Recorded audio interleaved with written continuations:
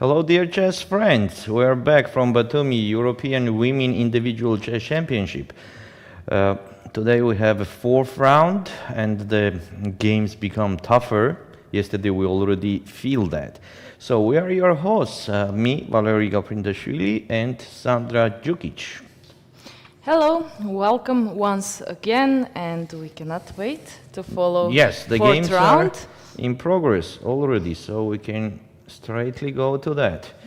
So on the first board we have Anastasia Hnatishina against Mai Narva. So Anastasia won all her games, right? Right, Could 3 we out check, of 3. yeah? This player, age and so on. Yes, she's 26 years old, and in second round she won Brunello Marina, famous international master player from Italy. In third round she won against Vega Gutierrez. That was yesterday's game. She won as black, famous knight which was going to g6, and today, as we said, she plays against Narva Mai. And she's from Ukraine. Yes, Women FIDE master. Yes, gaining almost 60 rating points from the And this is just the beginning. Yes, exactly.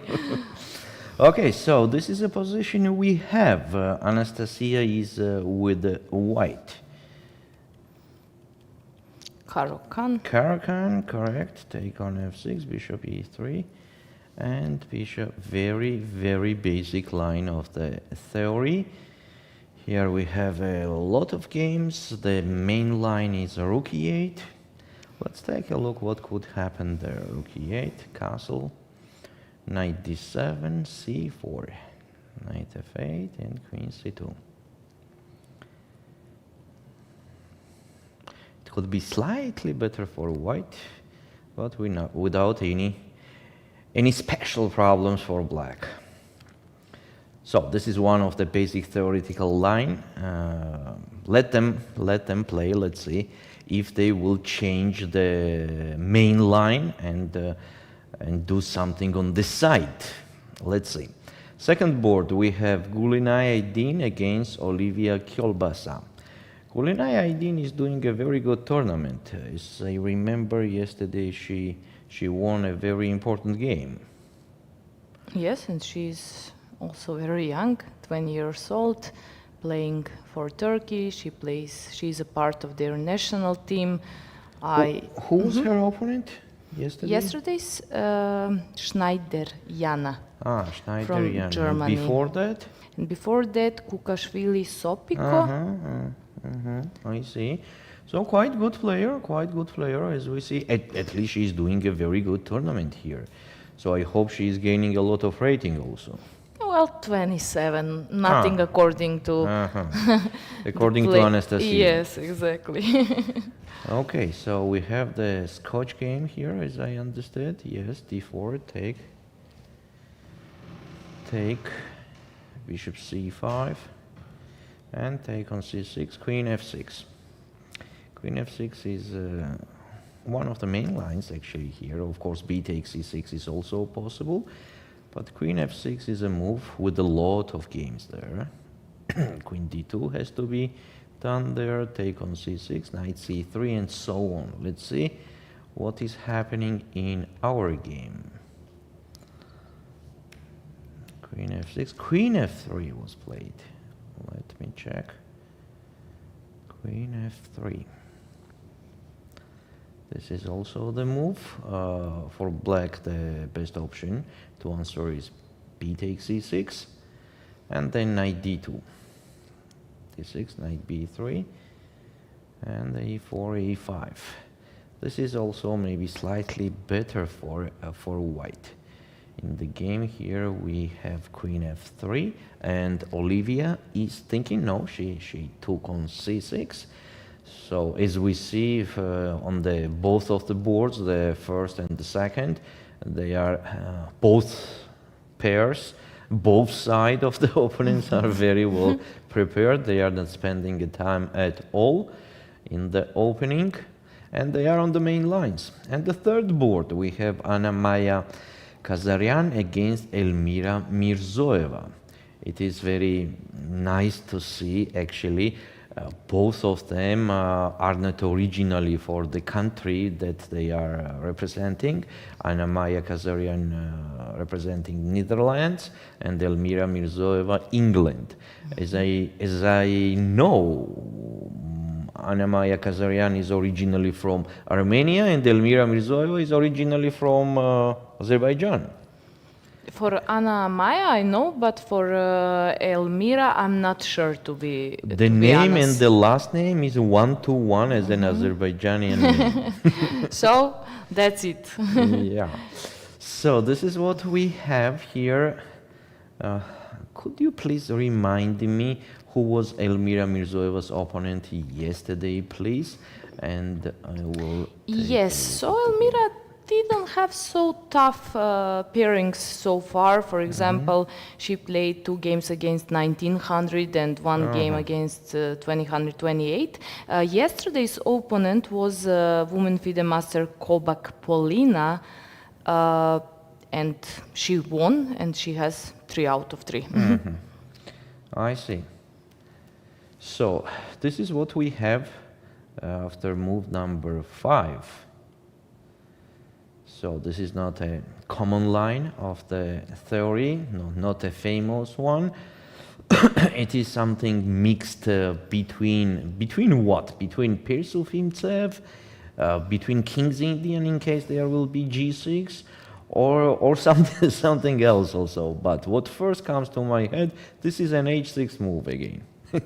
to ensure that bishop, to don't give up that bishop after knight H4. So we could not say like there is any kind of advantage for now, as white is not also very active or aggressive, so the game is with a mutual play. 4th board, we have Nurgyul Salimova against Varvara Polyakova. Varvara Polyakova is a 3-pointer? Yes. Varvara Polyakova has 3 out of 3 yesterday. Actually, we mentioned her that she won against Bulmaga, Pogorelskih Sofia, and yesterday against Velicic Adela. And great start, as her rating is just 21. Just when I say just, it's not 23 either, 2400, so it's 2100.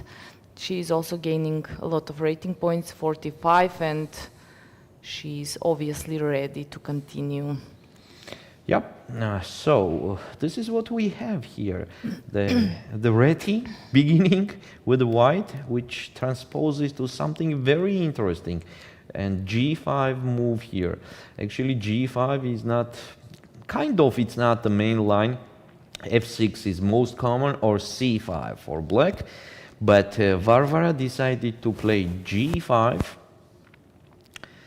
And Nurgyul answers with G3. The main move here is G4 for black. Knight H4 and then E5. This kind of the game with the mutual play. Let's see if they will do like that. Yes, and it happened, Knight H4. So it seems like they are also very well prepared here. So for now, they don't need our comments at all, as I see, as they are already well prepared. Board number 5, Nadia Toncheva, who beat yesterday. She beat Stavroula. Stavroula, yes, Stavroula. Yes. So this is already 1.5 pointer, right? Board right. number 5. Even Board board number 4, yes. Salimova was with 2.5 points against Varvara Polyakova, who has 3 points. Next, so Nadia Toncheva, Ulviyya Fataliyeva. Nadia has a very strong opponent today also, so I think she is doing a very strong tournament. She is doing a very strong tournament, but as I mentioned yesterday, I'm sure she's well prepared to just play equally with those opponents. Yes, exactly. I'm not surprised, because she played a lot of tournaments, Serbian leagues. She was doing great. She also played for national team. I think just last year, something like that. She plays very sharp, she's not afraid of anyone, so she has all qualities which one player who expects something from this tournament should have. It is very interesting how she was increasing the rating for the last few years. Could we double check it, please? It is very interesting because she has quite good rating. She is a women grandmaster and doing a very, very good tournament. She is quite solid. And today she also has a solid position from the opening with a slightly better chances for white.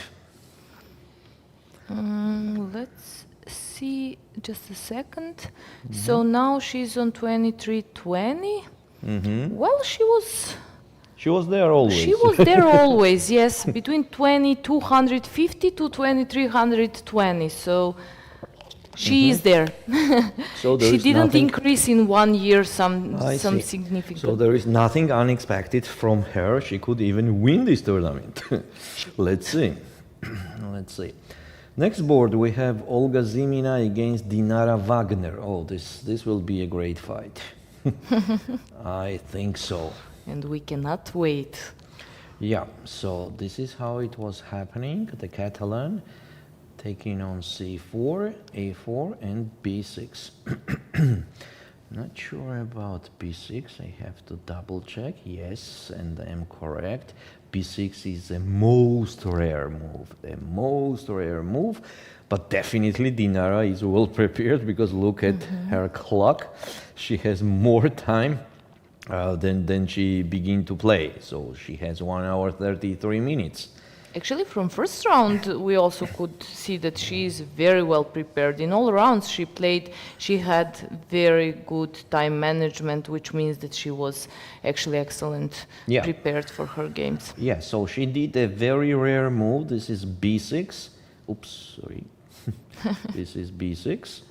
The best answer here for white, which is promising the advantage, is knight e5. That's so logical, yeah, attacking the rook on a8. Bishop opens up at attacking the rook on a8. So black has to play rook a7 and then just rook d1. Bishop b7 and e4. This is the best option for white to do. Let's see if Olga knows that line, remembers that line, because sometimes we're forgetting, the side lines. So that's why she's thinking, actually. We already have the fact that she's thinking, she's taking her time. What are the other options? Let's take a look. So knight e5 is the best, that's for sure. Another option may be simple queen takes c4, but then after bishop b7, black is okay. So the point of b6 is to play bishop b7 without wasting your time and without any troubles. What is happening right now? The position will be very close to equal here. So the only promising line for white here is, again and again, knight e5. So knight e5 is another move also, knight d5. And here we can actually capture already on c4, and now it's not the same as immediately capturing on c4 as after knight c3. White is pressing quite much. So then we want just to develop our pieces like bishop f4, rook c1, rook d1, and actually I like the white's position. Okay, let's go to the next board where we have Josephine Safarli against Eileen Roberts. Oh, Josephine has another very strong player. But now she is white. Yesterday she was black. She did an excellent draw, if we can say like that. Yeah, from the beginning till the end, she was like clearly doing it, and she did it without any troubles. Yes, so here we have this position. Let's take a look how it was happening. Definitely it is a French defense. Just a sec. So here we are, French defense with knight c3 and e5. Do you know how much she has accuracy for the moment of the 10 move? No. 100%. Wow.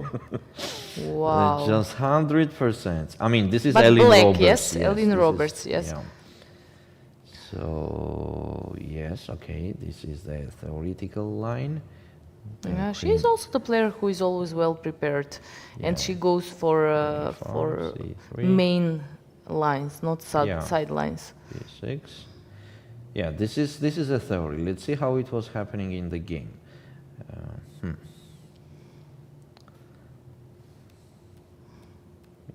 Bishop E2. A Josephine. small mistake. Josephine. Yeah, we see why. She plays bishop e2, bishop a6. She just took bishop a6, so it's kind of... Okay, so here the best option for white is to play bishop d2. This is a main theoretical line. Okay, anyway, it's already the past, and she played bishop e2, and after bishop a6, sorry, bishop a6. Bishop a6 is a strong move, we have to mention that. After that, white captures, black captures. King f2. Okay, because castle was impossible. But you know what, Sandra, in these kind of structures, when the black is trading the light square bishops easily, they are even slightly better then. Because that bishop is the only trouble for black, for the French players. This is not the news. And now she exchanged that bishop, and I mean, even queen is strong piece now on a6, right? All right, controlling this diagonal. Yes, and the light squares are the problem. Also, knight on a4 is just unclear the future of It's a that bit guy. misplaced. Yeah, so next move could be done easily, rook c8. And what is that the white is doing next? Where are they going to play? King side, it will be very difficult. Queen side, definitely not. So actually I like this position for black. Even queen cannot be moved because of the knight. But Yes, what to do knight with is the hanging. knight? So What to do with the knight? That's a good question. A very good question. So it seems like the knight has to be there.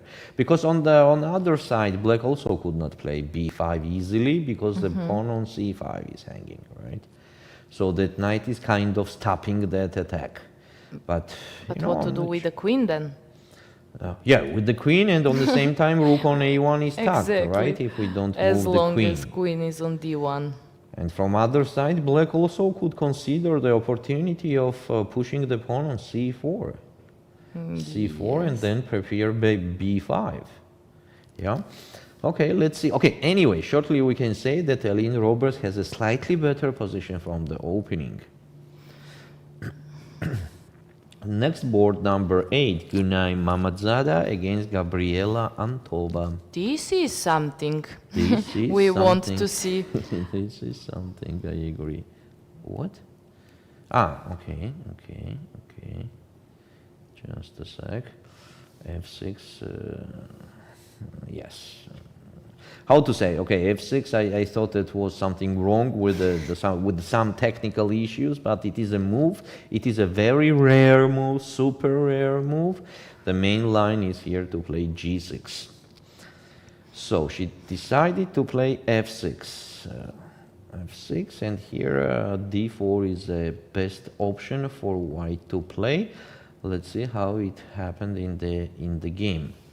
Yes, it was d4. d4 is a correct move, the best move, we can say that. And d5. God help us. d takes e5. And again, the accuracy for white is 100%.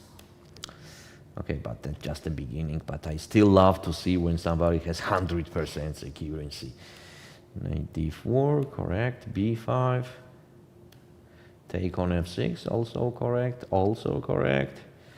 It's very interesting that Antova she didn't spend any time.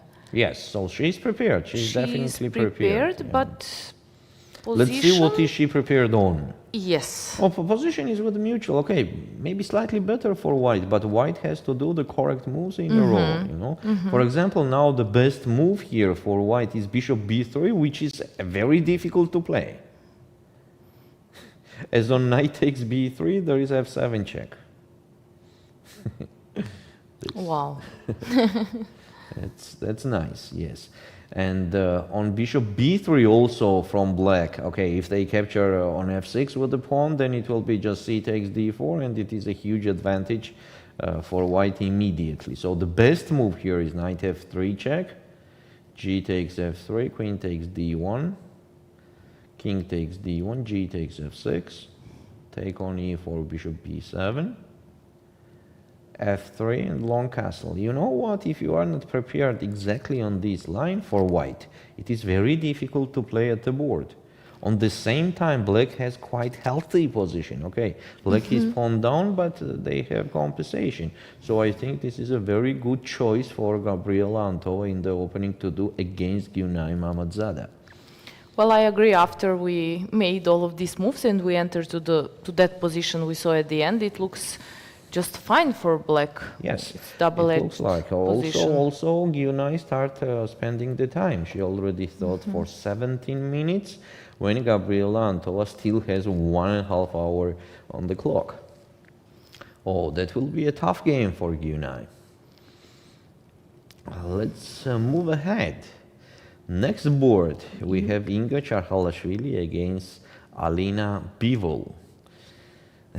That's a Gordians. That will be a very nice game, I'm completely sure. Both of them are quite experienced, quite talented on the same time.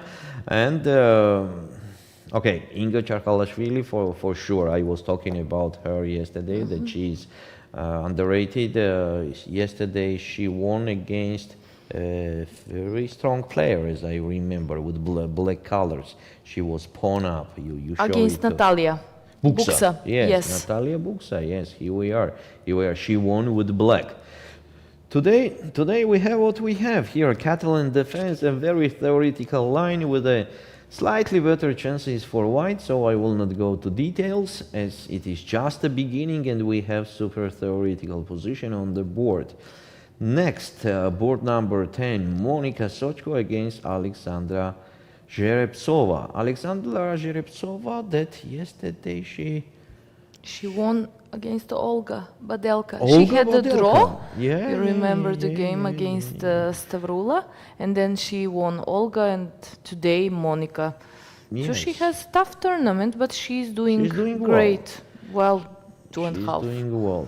This is also a very common position, not the main line, but common in the sidelines. So here black is okay. I like the position for black, but I know people who loves it to play with white. And on the same time, we have to pay our attention that Alexandra we spend a lot of time in the opening. It means that Monika Sochko knows what is she doing right now, and she loves her position. But we have to say also, obviously, black is not the one who is equalizing the position here. Obviously, black is absolutely okay. But there are a lot of details to know. For example, on rook e8, we have to develop the king side, right? And on knight f4, it is a very strong move to play d4. That is a thing to know. So c takes d4, knight takes d4. Yeah, and without that pawn on d5, black doesn't have any problems At all. and Actually, black has a little great bit opposite. Yes, exactly. So bishop c4 also, knight takes b3, bishop takes or a takes b3, and okay, still I like black's position more, as I already mentioned. But this is a thing that you have to know. If you don't know this idea with rook e8 and d4, it could be difficult to do it at the board. Alexandra is thinking, and I think this is a time where she needs to think, for sure. Next, who is next? Next is Teresa Rochstein against Anastasia Rakhmanova. Rakhmanova. Yeah, because you see, I don't have it here. the full last name. I see only Rahmangulova. Rahmangulova. I don't have it. I also played against her, but you said Rahman, I just, yes. But I know it's not. Yes, Rahmangulova, Anastasia, from Yes. Ukraine. Yes, with a quite high rated. So Plays at some first boards today. I see. Okay, let's take a look from the beginning. It was the Queen's Gambit, a very typical Queen's Gambit. And c5. Okay, I'm not sure about c5 right here. Maybe bishop b7 is a best option, and then take on c4, for example, bishop b7. If white wants to touch the bishop, then I'll take on c4, and then c5. I think that was even the better option for black. Black played c5 immediately. No, I'm not saying that's a bad move, of course. Of course, that's absolutely okay. Then rook d1, knight d7. Oh, knight d7 already could be the error. The place of that knight, I think, it will be much more well placed on c6. And on c takes d5. Here is the tiny tactics, knight b4. And black is not losing anything after queen c1. Black is capturing on d5 with the f knight. Knight takes d5, knight takes d5. Bishop takes e7, queen takes e7, bishop e2. We understand that there is a weakness on c5, but it is not so dangerous, as a black always have the counterplay on the b file, then pushing also a5. The position is very close to equal. But in the game was knight b d7. Knight b d7, take on d5. Lela reacts correctly. And e takes d5. Maybe knight takes d5 still was better. E takes d5, bishop b5. This is a position. Knight b6. Black has a lot of options. Knight b6, bishop b7. But I think in any of them, white is slightly better, because these hanging pawns for now is a weakness than the strength. So for now it is a weakness. Sometimes after bishop b7, d4 is a threat. Yes. Kind of threat. Yes, kind of threat. But for now, knight on knight on d7, I don't like at all. Anyway, yeah. Okay, but it's not like the black has a bad position. No, we just say that maybe it is slightly better for white. After that, we have board number 13, Anna Ushenina against Maka Purtseladze. Oh, the great fight even here. Okay, a very theoretical position where it is slightly better for white. The best option here is to play castle. Now or later we have to do that. And then queen c2, attacking the e4 knight. And here Maka has to decide, take on d2, but take with what? And on the same time there is f5, the best, one of the options. So taking on d2 could look like this, just take everything there. Queen takes and take on c4. Queen c3 and e5. This is a very interesting line that could happen in this game. D takes e5 and bishop e6. After rook fd1, white has to be slightly better, but black is in the game. So one more time I have to repeat the most lovely words that I'm saying, that when you don't have a problem with the piece, the position could not be very bad. So black does not have any bad piece on the board, and of course they are in the game and they are fighting, which is what is most important actually, when you have a chance to fight. Next, we have Meri Arabidze against Tatiana Skarabarchuk. So Meri did 2 draws, as I remember, yeah, because yesterday she ties. So it means that she did not lose the game, right? Exactly. Yesterday she made a draw against Unu Klaura. We all know that Unu Klaura is a very strong chess player, so I guess that was fine. But at first round she made a draw against Starosta Martiana from Poland. And she's 21.75, so I guess that she wasn't so satisfied with that start, but okay, she has 2 out of 3 and still there are a lot of rounds. So the last name you said Starosta? Yes, Oh, Starosta. what a nice surname. You know what does it mean in Russia, Starosta? No. Starosta means the main guy in the class, in the school. Oh, it's nice to have this surname. Yeah, definitely. Really? Definitely. So we will see who is today the main. Who is the boss? Who is the boss? Yes. Who is the boss? Okay, so Meri is playing with white against Tatiana Skarbarchuk. This is a position that we have after move number 4. Okay, this is 1-to-1 King's Indian with the opposite colors.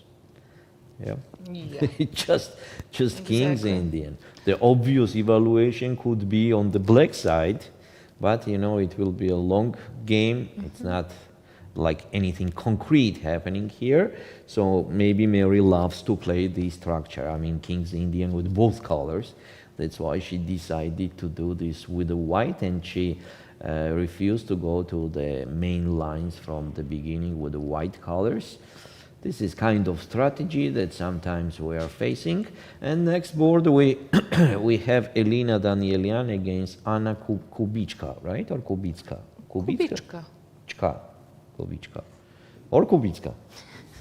It could be Kubicka also, no? It could be. It could be. Kubicka.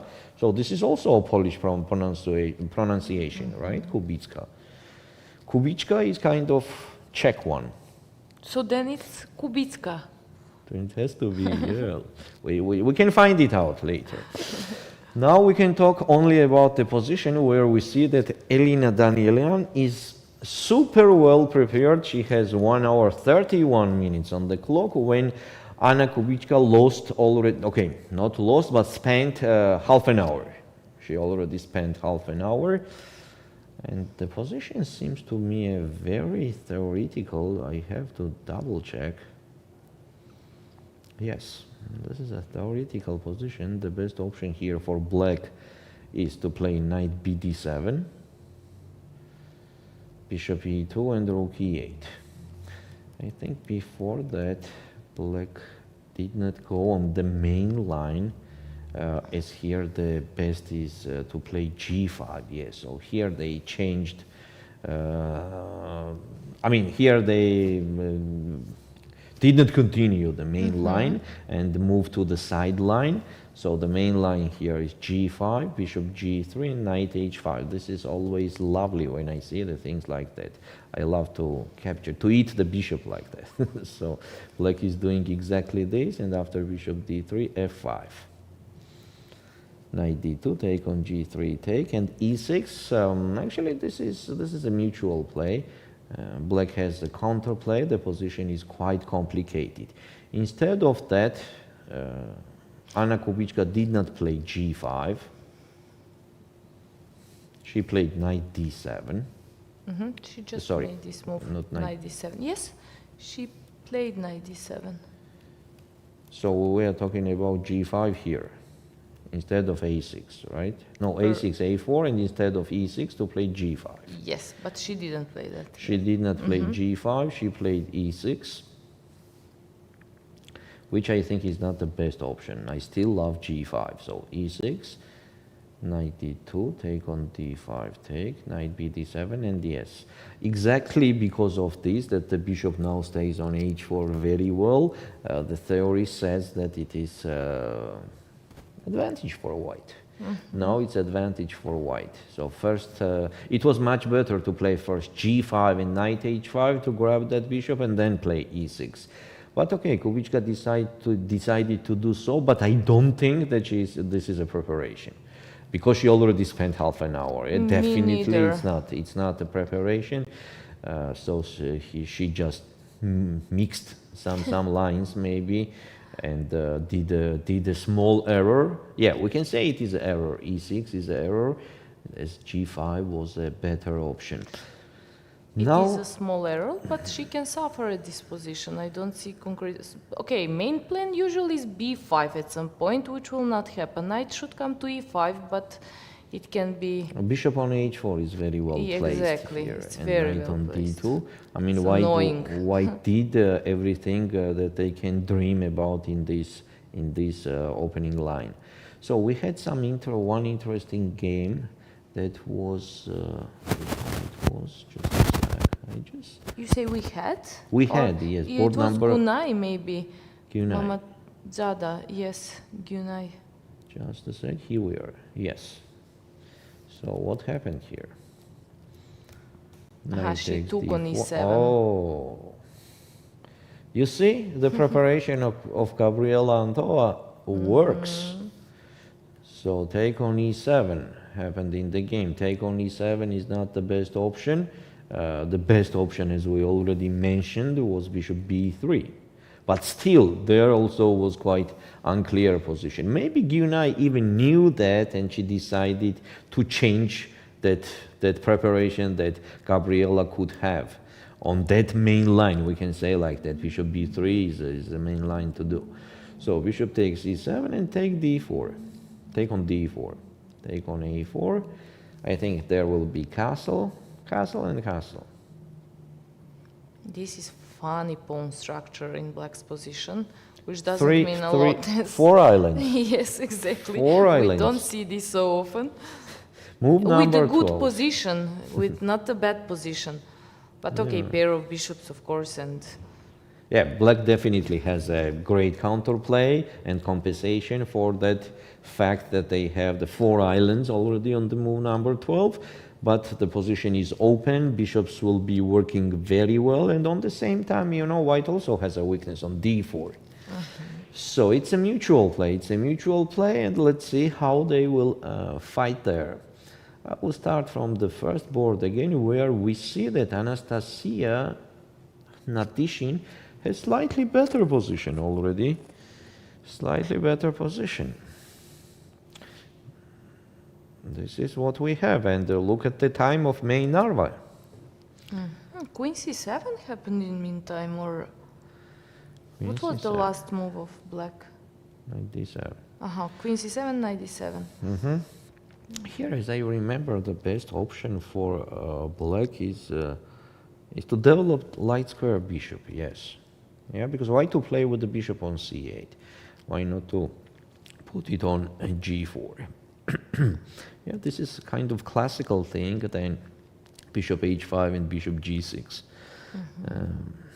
I think that was the best option, but maybe it was too simple position, and Mai Narva wants to make it complicated. That's absolutely obvious from her point of view. She has more than the 200 rating points compared to her opponent, so definitely she thinks that she has to win. Let's say so. She has to win, and at least she does not want to have a very simple position where will be nothing to play. That's for sure. So she decided to play queen c7, which is not the best option. We already mentioned that, and knight d7. After c4, white is slightly better. White is slightly better because black gonna have the problem of c8, bishop forever.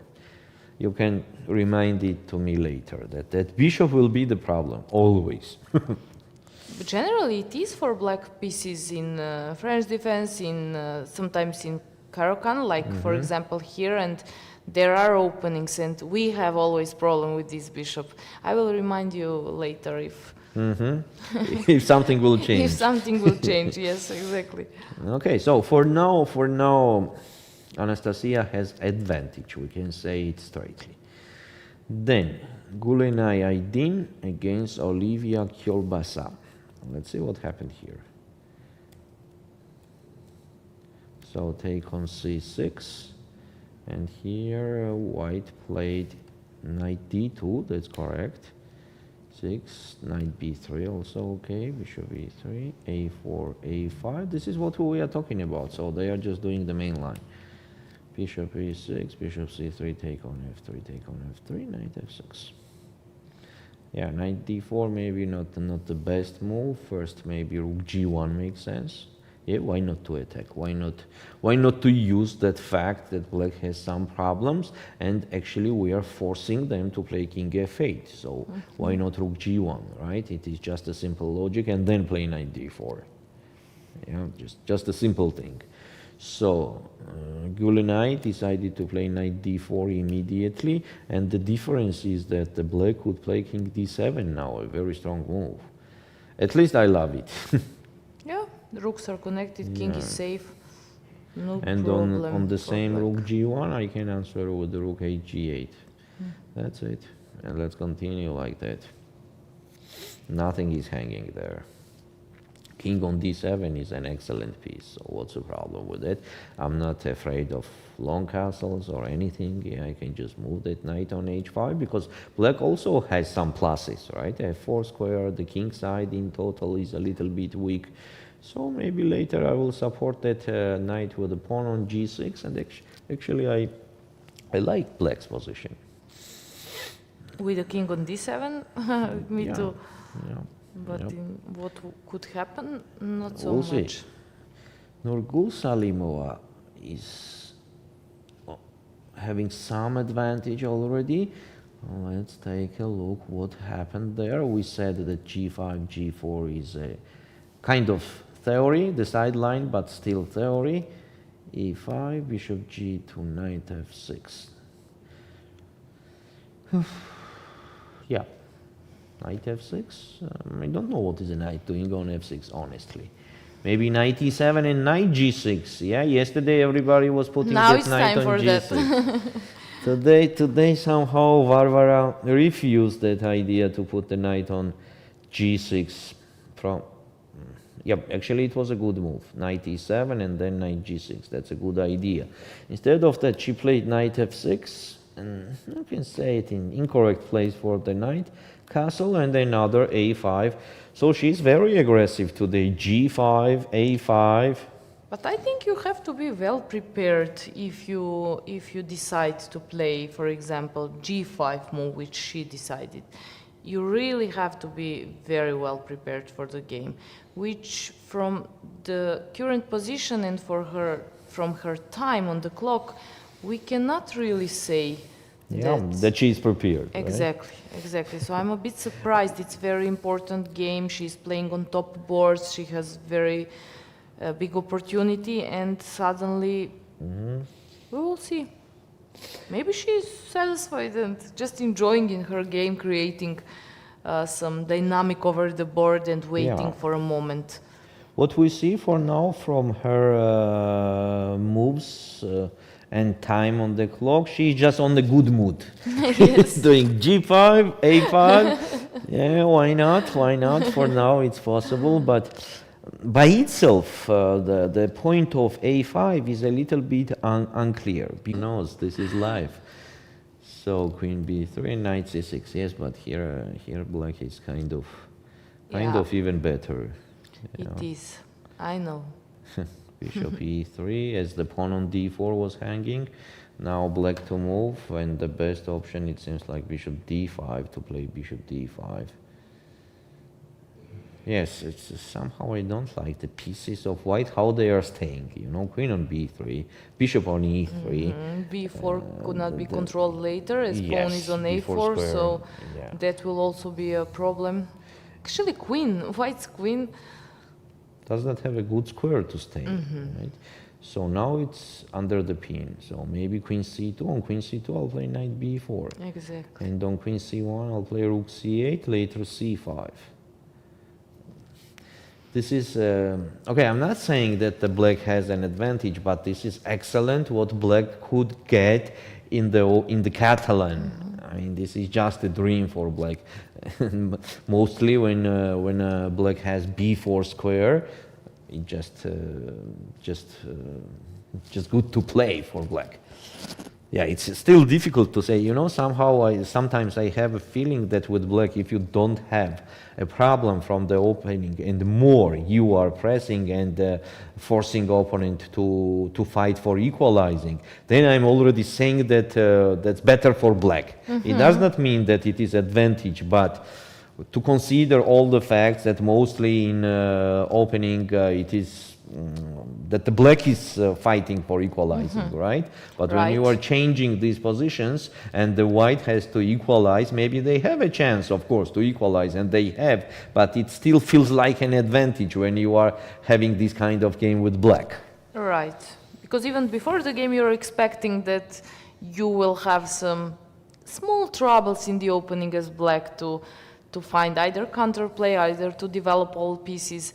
So you're right, completely. So I think Dinara is very satisfied with her position. She's aware for sure that she has perfect now position. I'm already interested who is her trainer, the coach, yeah, because it looks like they are doing a good job. Exactly. They are doing a good job. Next, We will try to find that information. we'll find it out. Yeah.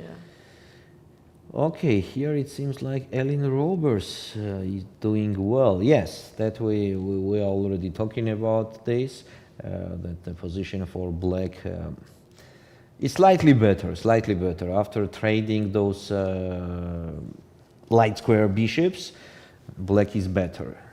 Black is slightly better. So, I think that we already reviewed the most important boards from the openings of the most important boards. So the main thing and the most interesting thing was happening in Guinai's position, but even there she refused to go on the main aggressive and very tricky and on the same time complicated line, and she make a little bit quiet. So she slowed down, and the position now is with the mutual play. So unfortunately we don't have something crazy for now to offer to our viewers. So that's why we will do the short break and we will be soon. Stay with us.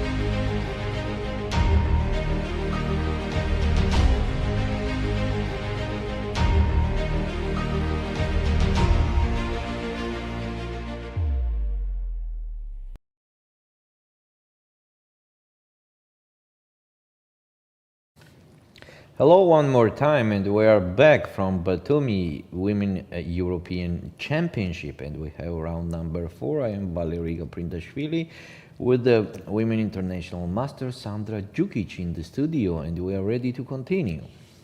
We are. Let's hope that something changed in our positions. And I think we have. We have a lot of changes there. So first of all, on the first board, we are considering a long ago to play bishop g4 here instead of queen c7, to play bishop g4, which is the main move and the best option for black to develop that bishop instead of that.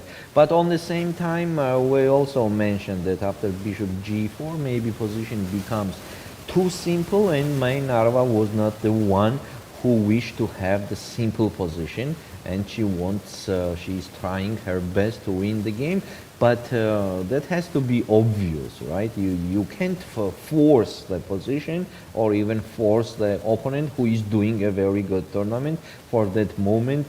Even if you do draw, I think that's absolutely okay, mostly with the black colors.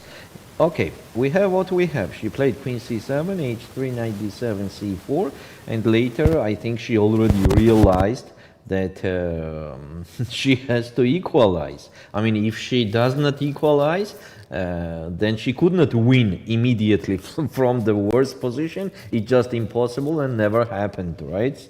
Right from the worst position to win the game immediately.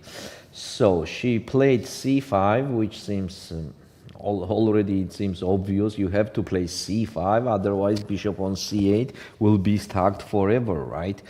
So queen c2, knight f8, knight c3, take on d4, and take on d4. White did not capture on d4 yet, but of course it is a obvious move, and I just love white's position. Knight b5 she's considering, knight d4.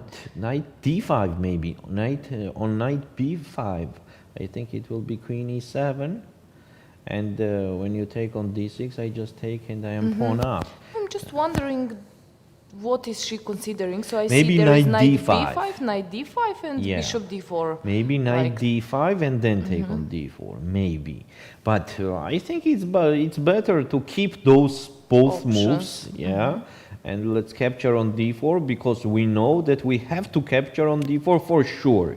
But next, where to put the knight, we don't know for now. So let's keep it like that. And later, let's see which one we play. So after bishop d4, one more time, I will repeat that I just love white's position. We have a very nice outpost on d5 for our knight. We have extra pawn on the queen side, and it's absolutely unclear black will use their extra pawn on the king side ever or not, because it is double pawn on the f file. So here definitely only white is playing, and the black is somehow defending, or what to say, I don't know even the word, but it is kind of unpleasant when you Waiting, maybe playing and waiting.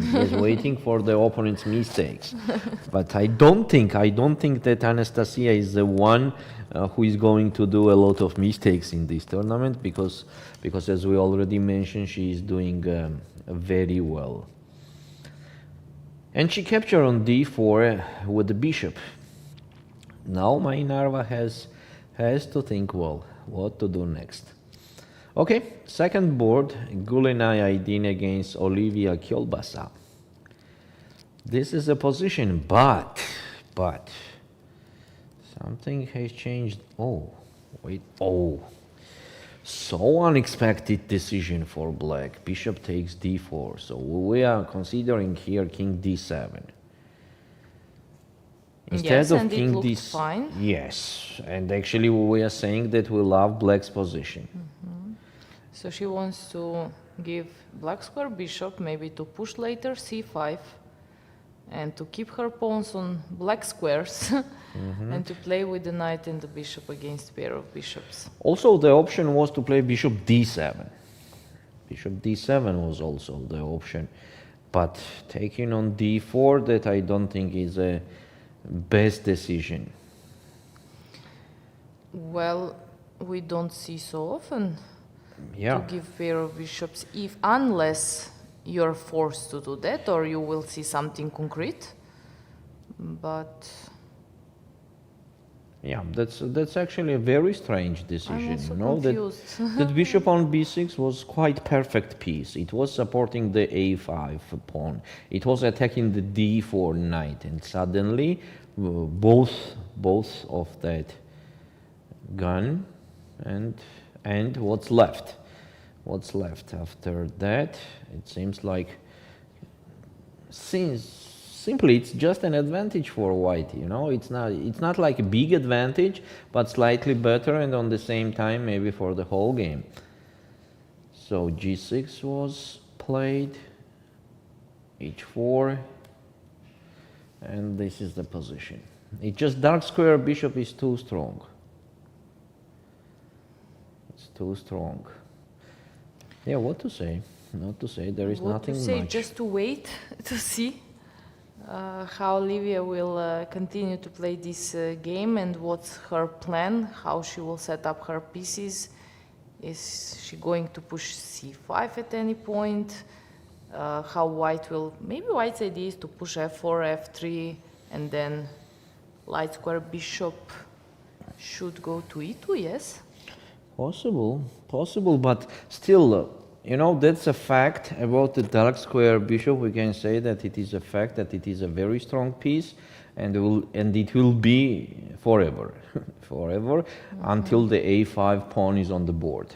There will be the object to attack always. Okay, well, let's move ahead. Anna Maya Kazaryan against Elmira Mirzoeva. Queen b6, obviously not the best choice of black. It looked like black was doing good, Yeah. but the last position, let's see what's the problem with queen b6. Okay, here the strange decisions was happening for last few moves. Knight h2. Knight h2. Wait, where? So it goes to F1, G3, F5. So going back with the great ideas later, right? Right. This is how we call it. So on knight h2, it was possible to capture you. Yeah, of course. Once the knight moves away and not supporting this pawn, definitely, why not to capture? Then queen takes d4 and knight c5. I'm completely sure this knight never goes to f5. There will be no time for that. So knight f1, for example, let's try knight fd7. And for example, knight g3, knight e5. And if you go on f5, I will just capture it. So Yes, actually, the structure white is did, very good for black if yeah, it will be captured with dark squares ef5, around the knights. bishop f6 or bishop, yeah, maybe bishop even. f6. So moving the knight for 5 moves later just to trade it, yeah, it's a little bit strange decision. But black missed that idea, and black played queen b6. And somehow engine bar increased. Yeah, just d5. Yeah, and then bishop e3 at some point will come with the tempo, very important move, as this bishop Yes. belongs to e3 usually. And this bishop also on h7 stays with no future. On the same time, bishop on e7 also not the best one. Yeah, d5 is kind of very logical move. More than d5, what could be the option? Then could be the option to go back. Knight Yes. f3 So to once again, support we it. see that the opponent is forced to do what's actually the best for. Yeah, exactly. So d5, I think Anna Maya will play d5 because it is so obvious move here to push d5 when opponent is forcing you. So I think you have to do it.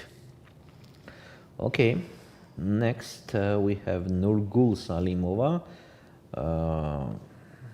And actually, there's exactly 1-to-1 the same thing happened that we were considering from here after a5, b5, knight d7, d3, knight c5, and now it's time for f4. After f4, there will be the clear advantage for white. She's looking there. To f4 She's square. focused just on the king side. side, Yes, it looks like that. Of course, I cannot see that, but. So one more time, after f4, in case of g takes f3, the best option is to capture with the pawn. With the, What did she play? with the knight, but knight d2 and Yes, knight knight d2. d2. Also could be. Also could be, but I love f4. I love f4. f4 was kind of on time, move on time. But still, white is better. White is better because the g5, g4 is a big trouble for black. The pawn on g4, as the king side is weak, knight on h4 is a very strong piece, and the white has a chance to open up the f file anytime they want with f3 move. Maybe she's waiting for black to develop a bishop. Black square bishop. No, it doesn't have so much sense. Let's go to Nadia against Ulviyya. Nadia is pressing. Nadia is very aggressive and very dangerous player in this tournament. And I forgot to say something very important. She plays very fast usually. So I don't remember I saw her entering to time trouble. When I say time trouble, it's like a huge time trouble. It's different when she has like 10 minutes for 5 moves, but not seconds for 10, either 12 or either 15 moves. So usually she plays very fast. Yesterday we also saw that some huge decisions, once when she sacrificed the piece like rook f5 or something, she played just very fast. So that's also plus. Yes, that's a big plus. Self-confidence, that's a very important part. So she's slightly better. She's slightly better. Let's go to the 6th board. Olga Zimina against Dinara Wagner, and I think Dinara missed something somewhere. She didn't play bishop d5? Yeah, let's instead take a of look. So this bishop e3. Bishop d5. Yes, bishop d5. Instead of that, she played knight b4. Okay, we understood that what she wants. She wants knight c2. So maybe rook fc1. And now if I play bishop d5, there is queen d1 move at some point. So maybe that is the difference. Or I don't have to. No, you can, but knight e5 seems even better. Yes. To trade that bishop. So the same thing on bishop d5. If white plays knight e5 here, then it will be oopsie daisy. Knight takes d4. Small tactics. Yeah. But important.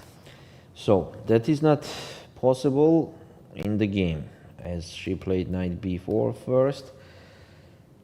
Now maybe white is okay. Yes. Olga Zimina, she's playing a lot of Catalan. I also played against her, so I know when I was preparing. So she's very experienced at this opening, and most probably she will know. Where is she should originally from? Russia? Most probably. Or Ukraine? I don't remember. Yeah. Now she is representing Italy. And it's already for a long time that she is under the Italian flag. From Russia. Yes. She's originally from Russia, yes. Okay, next board, Josephine Safarli against Eline Roberts. The same type of position, It will be a very tough game for Josephine. So black is pressing in the center, they are controlling the light squares. Okay, the one good thing happened that knight is back to the game. It's not dangerous anymore to have the knight there, so it's a little bit, we can say that white improved a little bit. They are trying to be solid. It seems like, I don't want to say that loudly, but it seems like that Josephine is okay with draw even in this game. I think she's... Okay, that's also part of strategy. She's playing against a great player yesterday as well. And she's playing like a Petrosian. It's hard to beat her, but for her it's maybe not a problem to make a draw. That's something. No, with such a kind of opponents, I think nobody will refuse that result. I mean, draw is absolutely okay with any of them in this tournament. Next board we have Gunay Mamadzada against Gabriela Antova, and something unexpected happened here also. Let's take a look. take on d4. No, actually nothing unexpected. White just capture on a4. It was actually better to play knight c3 first and to take on a4 later. Is after queen takes a4 immediately that happened in the game. Black could play bishop d7. They have to play actually bishop d7 because there is no other move. If black plays queen d7, then white just trade those queens and white is pawn up. So definitely black needs the compensation for being pawn down. So that's why bishop d7 to keep the queens on the board. At the same time, for the white queen, it is difficult to find out the good square to stay. On queen c4, it will be bishop b5. Queen b3, rook b8. So. On queen b3, it will be rook b8. On rook b8. And if queen d1, then just castle. And look at this, all white's pieces are on the first rank. And definitely it is a compensation.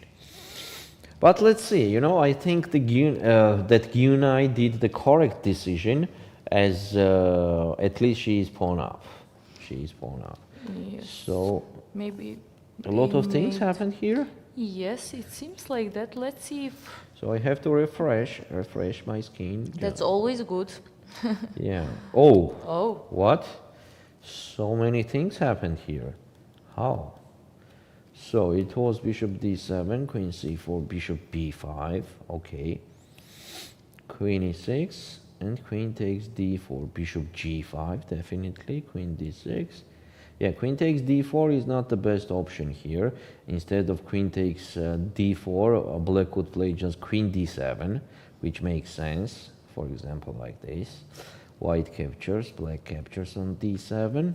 To play on compensation. Yes, and on knight c3, bishop d3. This is my main idea. And black has full compensation. But after taking on d4, then they have some problems with the pawn structure. In the endgame, take on e7, take, and knight c3.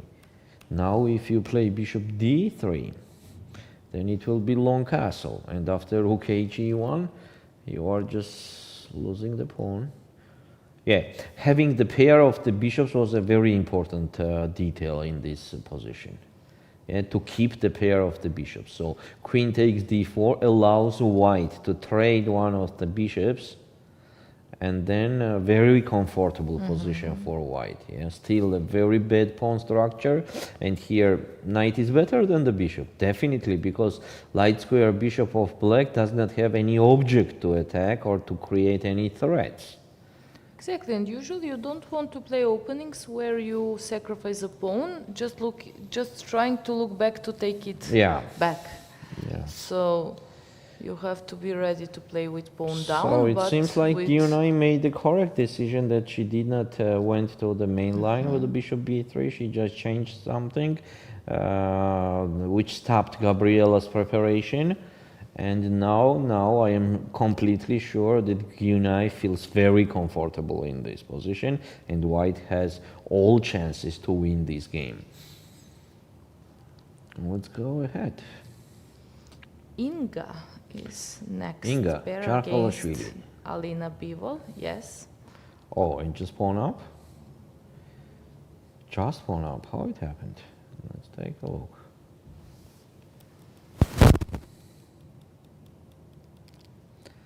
Okay, b3, a very regular position. So for black here, b6 is the most expected move. Instead of that, Alina played a4. Wait a sec, just knight takes a4? What's going on? Well, takes on c4. Then just take? Just take. Yeah, knight is protected by the queen. Did they just trust each other, or is it? I guess so. I never saw the thing like that. So just extra That's pawn. respect. Just an extra pawn, yeah, for nothing. Just the same position, but with the extra pawn. Just a pawn gone. Oh. So white missed this, captured on d5, and now it's absolutely different thing. Yes, of course, taking on a4 was much I don't want to say even that much better, not when it's just obvious, simple, super expected. I mean, just extra pawn. So when there is just extra pawn, it's better to have just extra pawn. Now we have Inga on the screen. So take on d5, take on b3, take on c6, take on a2, Let's see take who on will b7. win this race with take. Yeah. Like Nakamura loves to say, right? take. So we take. So many takes. How many takes? Last, I will tell you, from 9th move till 13th. 1, 2, 3, 4, 5. 5 moves was always taken from both sides. Queen a5 and queen d2. This, okay. Yeah, maybe taking on b2 was better. d7, and this is a position. Okay, I think instead of... But this is also pawn up position. Yeah, yeah, it is, but you know, here black had some better chances instead of queen, queen a5, queen d2. Here trading the queens, but how to trade the queens? Yeah, no, I don't agree with that. Maybe here knight b d7 makes more sense. Because if the knight goes on c3, then white has big advantage. Yeah, to control e4 square, that's more important than to put knight on b4 and control c6 and a6 squares. I agree.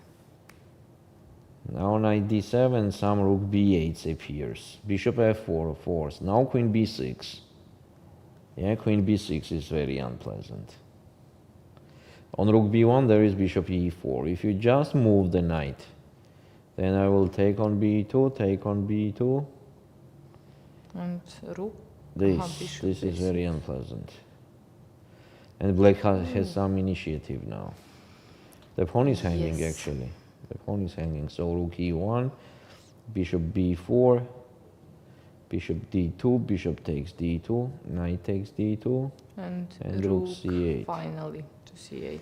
I will definitely not lose this game with black, yeah, because this initiative and this active pieces guarantees me at least the draw. There are problems with knights, actually, especially with the knight on b2. Yes. A very strange decision with knight b4. That's a fact. Okay. Let's move ahead. Board number 10. Monika Sochko against Alexandra Zhereptsova, and here we are. Alexandra Zhereptsova is doing quite well. She's just doing, you know, when I'm looking at her, she's just doing the correct chess. Yeah, just shortly. The correct chess, correct moves. But it costs too much. It costs too much for her as she's spending too much time. So she's trying to do the best always, to be correct everywhere, and on the same time she's spending too much time. So again, this is life. You have to sacrifice with something to get something. But having too few time, you know, it is making no sense of doing the best moves for 20 moves, for example, and later start doing the mistakes because you are in the time trouble. So it is a fact that she will be in time trouble in this game because it is only 13 moves done and she spent more than the 1 hour. So she has 26 minutes to do next 26 moves. Just imagine. So she has almost less than the 1 minute for each move, and it is just the beginning. Definitely she needs time later, right? For critical moments, maybe some sacrifices. Yes. Anywhere you need time. Forced variations, you have to have time to calculate. Yeah, because it is just the beginning. For now, it's just the beginning of the game. Just the beginning. Everything will happen later. If you don't have a time later to consider which line is best for you and to calculate it, then just intuition. With the intuition, we could not go far away. That's true. Okay. In chess, it but doesn't obviously work. she's slightly better. Obviously she's slightly better. She just made a move. Okay, queen Queen e7. Yes. Yeah. Okay. nothing much to talk about this position for now, but later soon, I think, when the time trouble will, and it will be for sure, then the game will be more interesting. Next, Tereza Rochtain against Anastasia Rakhmangulova. White has the excellent Sicilian here. The pieces are mobile, developed, improved, so White is slightly better. Okay, let's go a little bit deeper in this position. What to do next?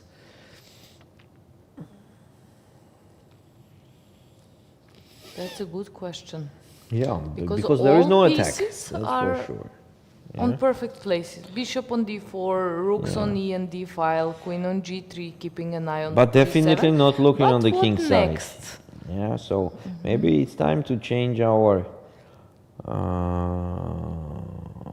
direction and just play queen f2. I want bishop b6. Yeah, bishop b6 is a threat. Right, I have to move the queen, either the rook, but the queen, of course, is more logical. Maybe Or on not. b7. Queen b7. I'm not sure, because then a5 pawn is also hanging. I mean, if somewhere I'll play bishop b6, he will be forced to play rook a8. So it's a little bit unclear. I mean, okay, for example, queen b7. Bishop. Oops. Here we are. Immediately. Here we Famous are immediately. motive. Knight d5, always annoying. Yeah, so queen could not go on Sicilian d7. defense. So then where to go? Putting it on d7, I don't like it. Then just to move the rook from d8 to, Okay, let's I go to guess, b8. b8. It's the most logical. Yeah. And engine suggestion here is b4. Of course, what else could we expect? b4. Exactly. White just has to be careful that d5 doesn't come at some point and pawn on b4 is hanging, but it will not come because it doesn't work. It's just Actually, very unusual position for Sicilian. Very unusual. Okay, I like White's position, but maybe it's with a mutual play. Maybe it's mutual play. Next, we have here after Tereza, Lela Javakhishvili against Anna Schneider.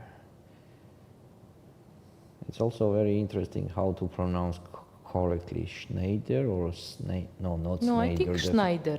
Schneider. Schneider. Schneider. Schneider. Yes, Jana Schneider. So, she mobilized It's her like pieces. Schweinsteiger, Yes, you know. So yes, I'm yeah, trying something. to compare to find Yeah. something. Okay, so now the black's pieces are more mobile. More mobile. Knight on b6 now is not a bad piece. But still, the only problem here black has that those hanging pawns, still they are the weakness. They are the guys who need support, always. They are, but sometimes you spend so much energy trying to, you know, attack them in wanting to take one of those two and still nothing. Yes, no, it's okay. just Look at the pieces, sometimes- all pieces. Just pay your attention. All black's pieces are supporting those pawns. All of them.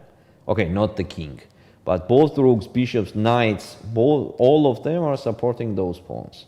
And So one the- of them could be pass pawn. Sorry, I interrupted you, but Yeah, at some that could point be. after d4. So I don't think that it's more pleasant to play this as white than as black, but usually I want to play against isolated either hanging pawns, not this pawn. So first of all, now what to do with white? Bishop b5. Okay, I wanted to say that first of all, let's take care about the bishop, which is doing nothing on b5 anymore. Let's move it on e2. Later to go on f3.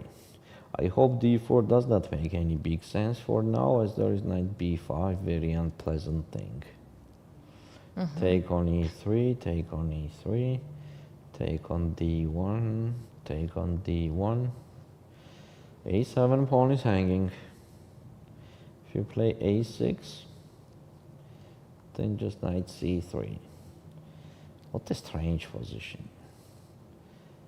But black is okay here. What's the problem for black? I don't see problems. Yeah, so then d4 also works. So what to play to stop d4 then? Maybe just unstoppable. Maybe it's unstoppable. Yeah, because black just want to play d4. It's just hanging. So how to stop it? There's no way to stop it. How it was the previous moves? So this, Queen F5. Maybe Bishop B5 and was Queen F5. wrong decision. F5. Maybe not. It looked No, very Bishop logical. B5 is okay, but then just castle. I mean, why Queen F5? What's the point of Queen F5? I think castle was better. Okay, anyway, Queen F5, Knight B6, and Knight E5. Also, I don't understand. Why not just the castle again? Okay, Queen C8, take. But now I And actually nothing. think that black could be even I better. think black with is it. fine. I like Knight black's H5. position, which doesn't happen so often with hanging pawns, If I to will be be honest. black, I'll play Knight H5 for sure, and I you know, know it. I yes, know it. you know If it. I would play against you, I would just try to keep my bishop, Yep. like on Knight H5. G3, Yeah, either no, G7. actually, after we have the pair of the bishops, then those hanging pawns could become as a strength immediately. Yes, because in case of opening up the position, my bishops will start working very well. And you see, Lela played bishop E2. And it's interesting one more time, maybe to go through move D4, just to see if we missed something.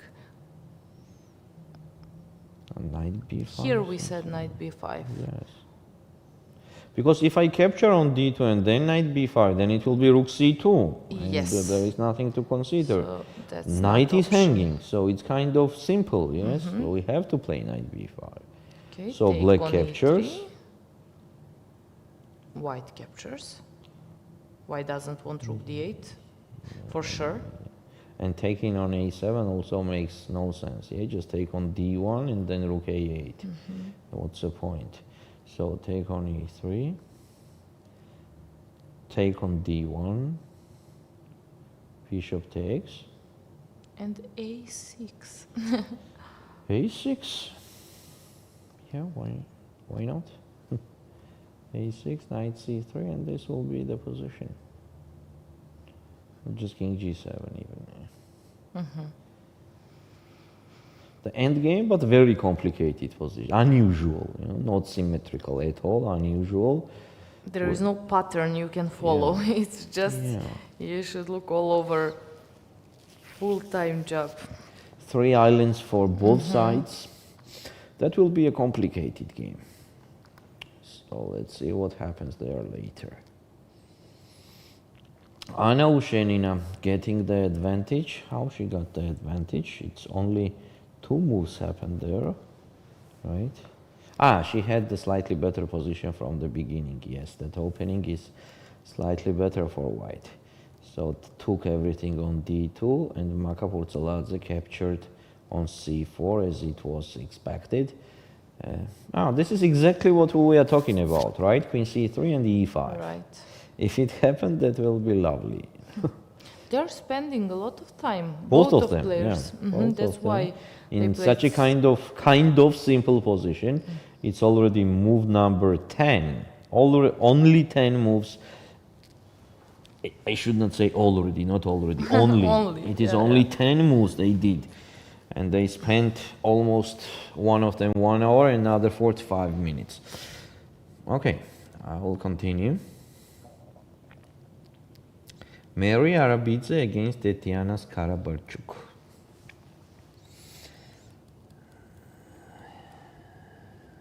Long castle, that's very interesting to see. Take on E5, 97, 96, take. Take. Queen takes, knight F3, knight E5, and this is a position. Mutual play, what to say here? It's a very mutual play.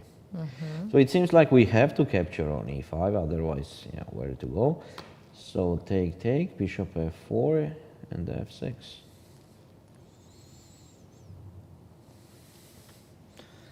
A mutual play.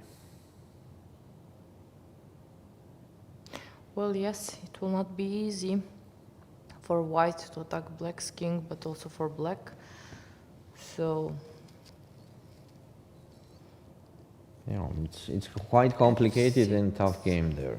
g5 wasn't possible instead of Yes. f6. Ah, instead of f6 immediately, Something- you mean on g5, bishop there is a takes problem, but, e5, queen takes e5, Queen h5 maybe. queen h5, yes. Mm-hmm.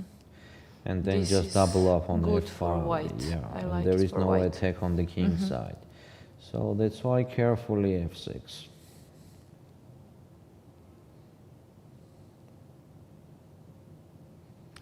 And now, for example, after a5, for example, just now g5, and what is The same thing gonna happen, no? exactly? This and So queen g5 h5. cannot be played. Yeah, g5 But how cannot black be should played. maybe h5, h4 or something like that. h5, yeah, why not? h5. That's Complicated actually position is difficult to say. You know, there are a lot of moves from both sides, so it means that it's a mutual play and complicated position. Let's go maybe to ahead. fourth board. Fourth. Fourth, Just yes. one sec. Elina Danielian is almost winning. Oh wow. So what happened here? f4, a strong move, and just take on g4. So what could happen after taking back? Take on g5. Well, definitely white is much more ready to open up the position here. Rook takes f1, rook takes f1, queen takes g5, and just e4. knight. And then, no, e4 and push. e4, e5. e4, e5, and then I Yes. will enter with the knight. Yes, exactly. Yes, To yes. e4. And the big advantage. Yeah, it seems like Elina is, and look at the clock also. Elina has 1 hour 8 minutes, and the opponent has only 21 minutes. So you were saying to me to go to the fourth board, right? Right. Where Nurgyul Salimova is increasing her advantage. So how it was here? Knight d2, bishop e7. Okay, bishop a3. Ah, it was super necessary to play a4 to don't give knight b3 to prevent white. knight b3. Yeah. Okay, so instead of that, black played castle and faced knight b3. Yeah, so the point is that if black captures on b3, we are taking definitely with the pawn. And then the queen side is a problem, king side is a problem. So everywhere we have Everywhere only problems. problems. Yeah, it's problems everywhere. Yep, this is true. White has the fillable advantage already. And knight cannot go back to d7 either e6 because of f5 square, which is not anymore controlled. Yeah. So knight f5 will come to some point. So for example, on So knight Black is almost e6 forced to. to take, yeah, to take. out I e6, thought yeah. so. This, knight f5, queen, for example, on d8, and just queen d2. Oh, so unpleasant position. White is just dominating everywhere, actually. Actually, everywhere. Yeah, this is very tough position. This is very tough position for Varvara. We see on the screen Gabriela, she doesn't look happy or satisfied with the position, obviously, Let's take a look at or her she just position. focused. Focus like that, right? No, she is not. She is not satisfied for sure. This is very tough end game. You know, you have to struggle for whole game with only one dream, somehow, somewhere, to hold the position and survive. That pawn islands is talking about themselves. So the pawn is hanging. Now the pawn on e4 is hanging, and The idea I'm is not rook sure. e8 Maybe after just knight take. d4. Yes. Anyway, just take rook e8. Yes. I mean, what else? And f3. And king somewhere. So, for example, F8. king f8.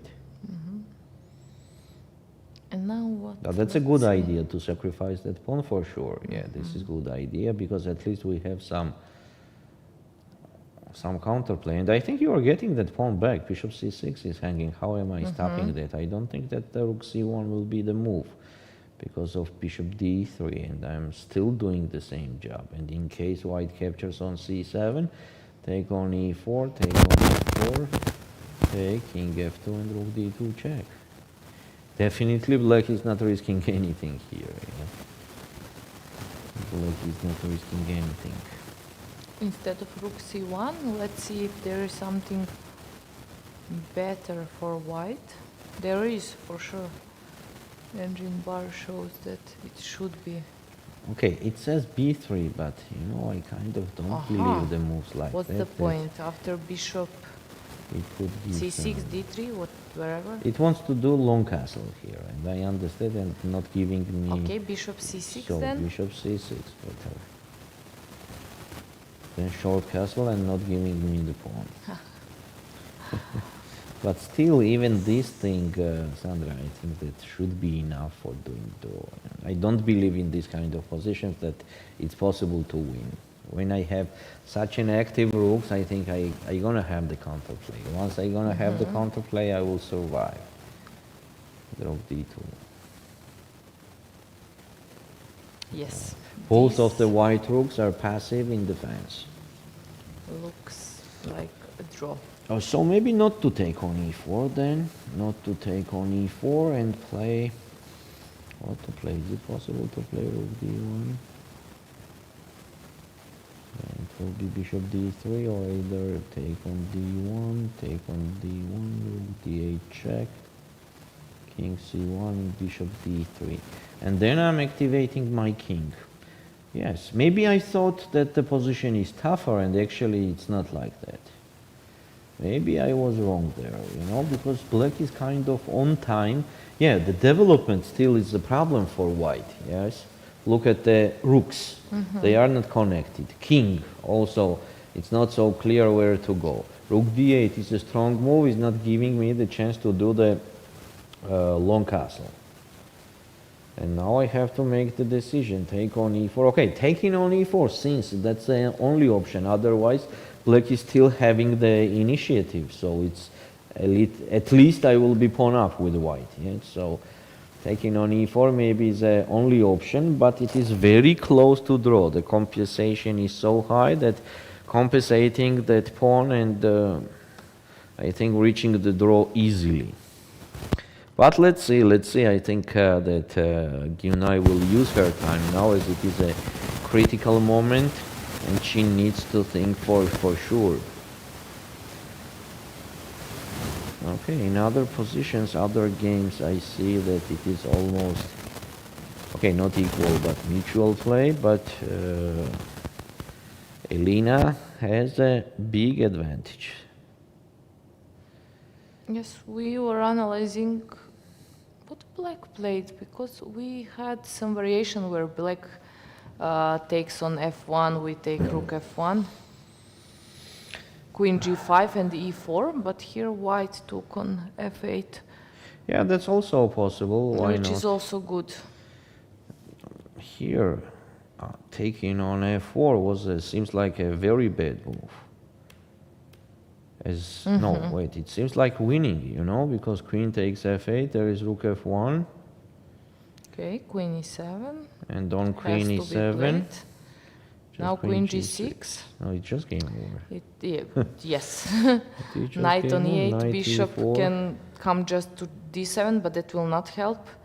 And most probably it will be some checkmate. Yeah. Okay, so I think we passed the second part of reviewing the games, as the important things, some of important things already happened, and time by time we are going close to the time troubles, which is always interesting. So now we will do the short break and we will be back soon. So stay with us. Yeah.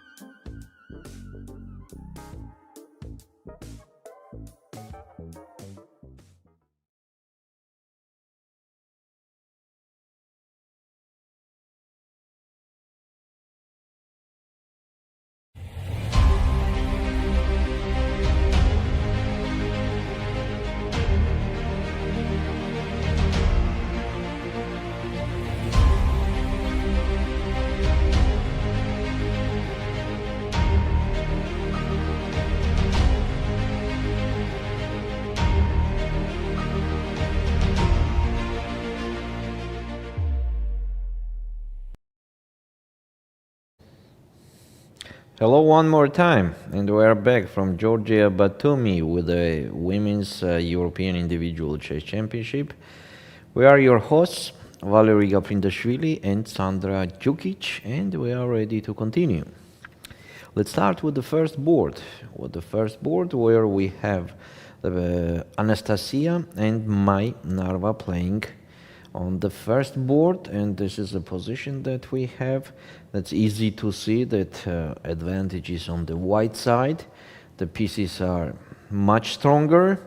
There is an extra pawn on the queen side, and let's see how it was happening for the last few moves. We are considering this position, knight d5 and knight b5, but we also mentioned that bishop takes d4 is the best move. So Anastasia captured on d4, then it was queen b8. And by the way, here it was a very interesting chance for white. Anastasia played rook d1, but it was very interesting also to play c5 to disturb the opponent. So maybe bishop h2 check, it will be useful, and then move the bishop to f4. Then rook a d1, bishop e6 and bishop e4. Huge advantage, huge advantage. The pieces are very active, the white's pieces. Okay, in the game was rook a d1, bishop d7, c5 is possible again, but it seems like Anastasia does not want to push c5. She played knight d5, bishop c6 and bishop e4, h6, rook fe1. Still white is dominating, definitely. Bishop c5, king h8. You see, black does not have a moves more than king h8. That's sad a little bit, yeah, to play with black this position. Yes, okay, when knight you have just to wait. d6 can come at some point, but Knight she didn't d7, want you mean? knight d7 either, knight e6. You But not immediately, because of knight d7. I heard knight d6. So. No. But knight d7 is a threat, so she had to move the king. This but is I threatening. guess But in on the next same moves, time, knight will enter after too. king h8, bishop, not bishop e3, b4 was first, knight e6, correct, and bishop e3. Knight e6 and nothing, what now? Yeah, it's like the same question then. Then maybe knight c7, at least to trade that knight, to capture on d5. So for example, bishop moves on f5 and capture on d5. But again, the position is without any counterplay for black. They are just struggling somehow, somewhere to survive. On the same time, we have to take a look at the clock. That's important detail also. It's only 20 moves done. We're on the 21st move, bishop e3. So black has to do 20 more moves in 16 minutes. In this kind of position, it's not a simple target. It's not at all. Yeah. When something always is threatening and you have to be super careful, in this moment you need time. And exactly the time is what Mai Narva is missing now. It will be tough. It will be very tough game, and we could have a very unexpected leader of the tournament after the 4 victories out of 4 rounds. Anastasia. It will be very interesting and a very strong beginning for her in this tournament. But also on the second board, we have Gulenay, who is pressing, and it can happen that she will win the game and she would have 4 out of 4. So we're going to have two leaders with 2200s. That's very nice to see. It means that they are very motivated and very well prepared for this tournament. And the nerves also talks much, you know. So it means that they are mentally also very well prepared for this event. Gulenay has an advantage here. We already mentioned that giving up the dark square bishop as Ulviyya did was not the best option at all, because the dark square bishop will be the problem forever. Forever. That a5 pawn is a weakness, which is hanging always, and you need rook there to support that pawn. And no counterplay. No counterplay. King side is kind of blocked. So it E means file, that E8 is guarded by bishop, so yeah, if white doubles rooks on E file, also possible to double up the rooks. Yes. So a very pleasant position. Easy life for white. Definitely easy life. How she will convert that to victory, we will see that a bit later. if she will. If she will. We know in yes, chess if she everything will. can happen. But for now, everything talks on that Kulinai has an excellent chance to become the leader with 4 points out of 4 in the European, I wanted to say again, European World Championship, European Women Championships. Third board, we have Anna Maya Kazaryan against Elmira Mirzoeva, a very close position, a very slow game, and very equal on the same time. White has a little bit more space, but black's pieces are quite solid. Bishop g5 was one of the best moves for that moment to trade those dark square bishops. So if we talk about the h7 bishop, then we can say the same, that the g2 bishop also not doing much. So that's the only weakness on d6, which is not difficult to protect. On the same time, if we trade the dark square bishops, then the d4 square And appears. f4 as well, so knight f4 e6 as and well, yes. And still, there is a question about this knight on h2. Knight h2. maybe finally it will find a way for knight f1. Knight f1, Actually, I time, think that's not the the best. way, but the time. It's the best because- moment. It's the best moment to play knight f1 about 5 moves later. When she played knight h2 in this moment, I will remind you that that was her idea to go to f1, so I think here we are. We can reach that target and play knight f1. Okay, as we already said, the position is with the mutual play. Next board, we have board number 4, Nurgyul Salimova against Varvara Polyakova. And let's see what happened here. Almost the similar things happened as we are saying. So take on e7, okay, and instead of knight f5 that we are considering, Nurgyul played queen d2, knight h5 happened in the game, and knight f5, queen f6, and queen h6, strong move. Agree. Oh, it seems like white is gaining the pawn. Yeah, because queen takes h6 is forced, queen takes f5. Does not work with nice tactics, yeah. Mini tactics. Bishop e4 and... Better to give up from pawn then. yes, definitely. So, knight is hanging, so physically there is nothing else to do than to take on h6.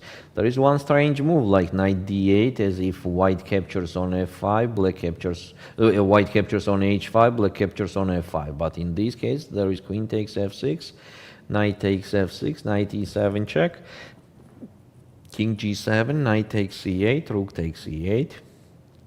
And knight a5. And knight takes a5, still pawn up. So knight d8 makes no sense.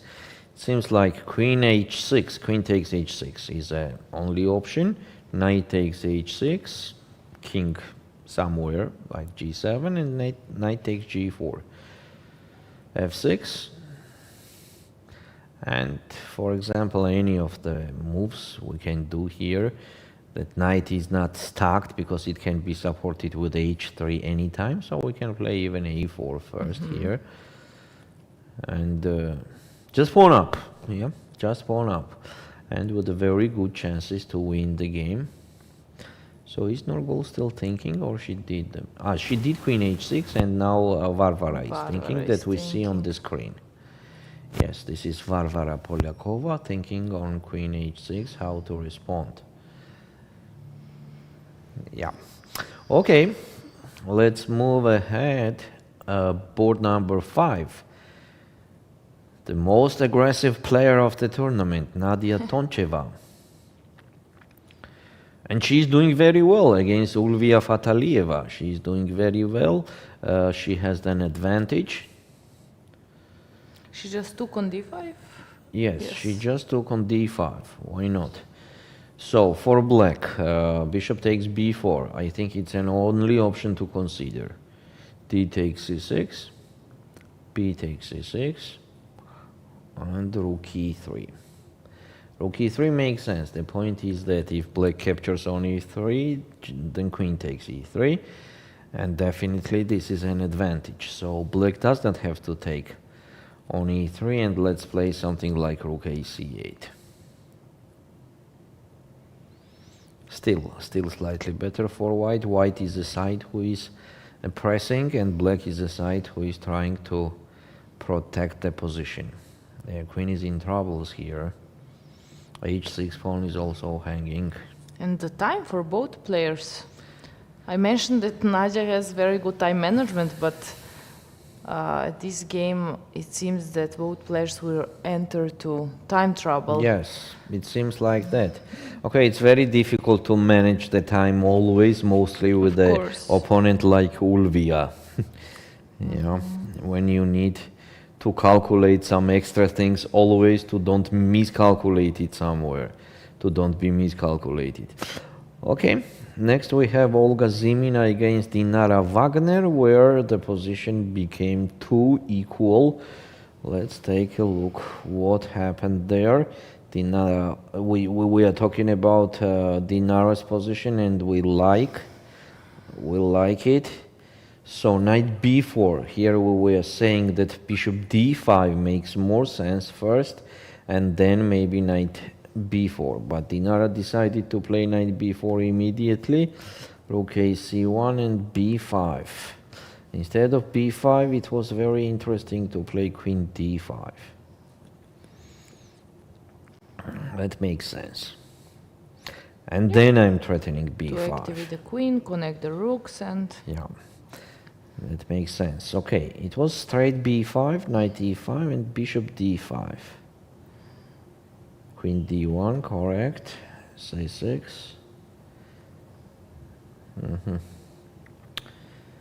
Yeah, so very equal.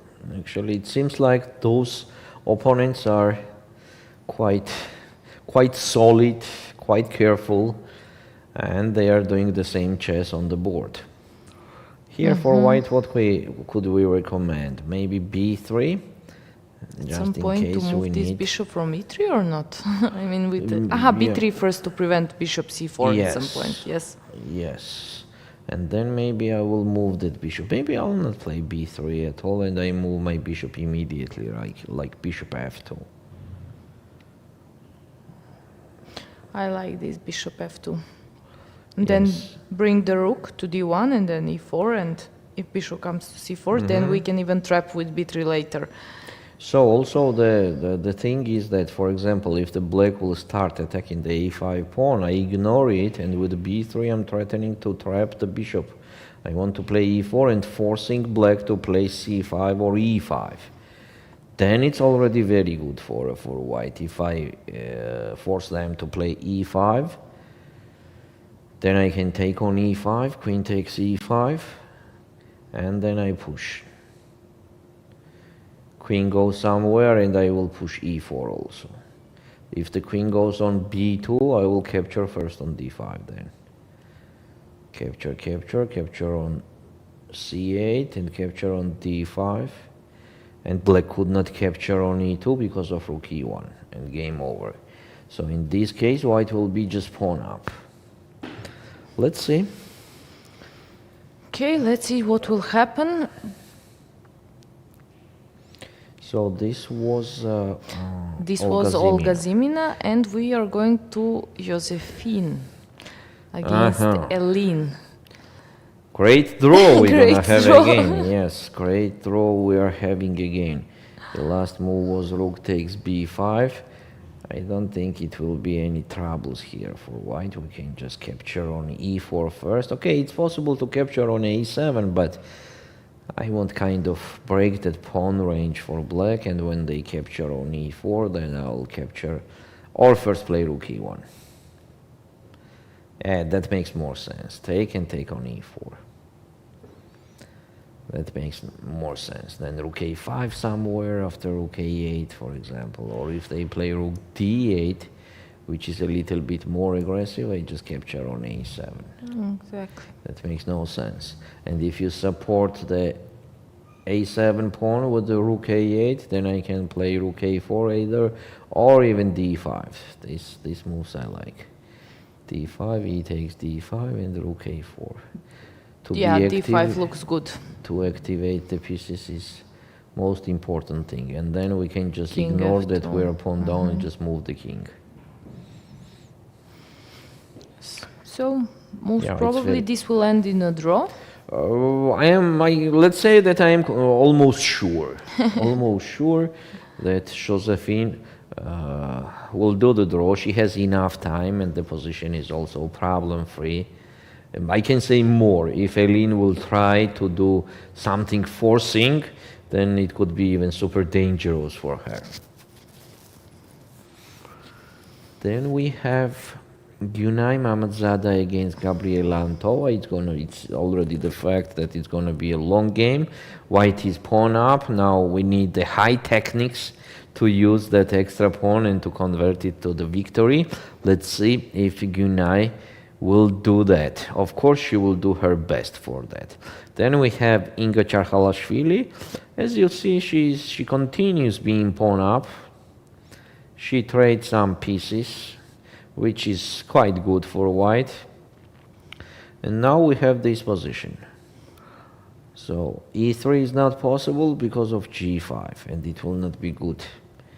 So instead of e3, we can try the different options. For example, bishop e3. But knight d5, definitely black has good chances to end up with draw. In case of rook c1, could they take on d4 or not? Oh, it's quite tricky thing. Oh, that's quite tricky thing. So rook c1 is a very, very strong move. Let's see if Inga will find out this idea and if she plays rook c1. Yeah, because after rook c1, that pawn on d4 is not hanging at all. She played knight f3. I don't believe in that.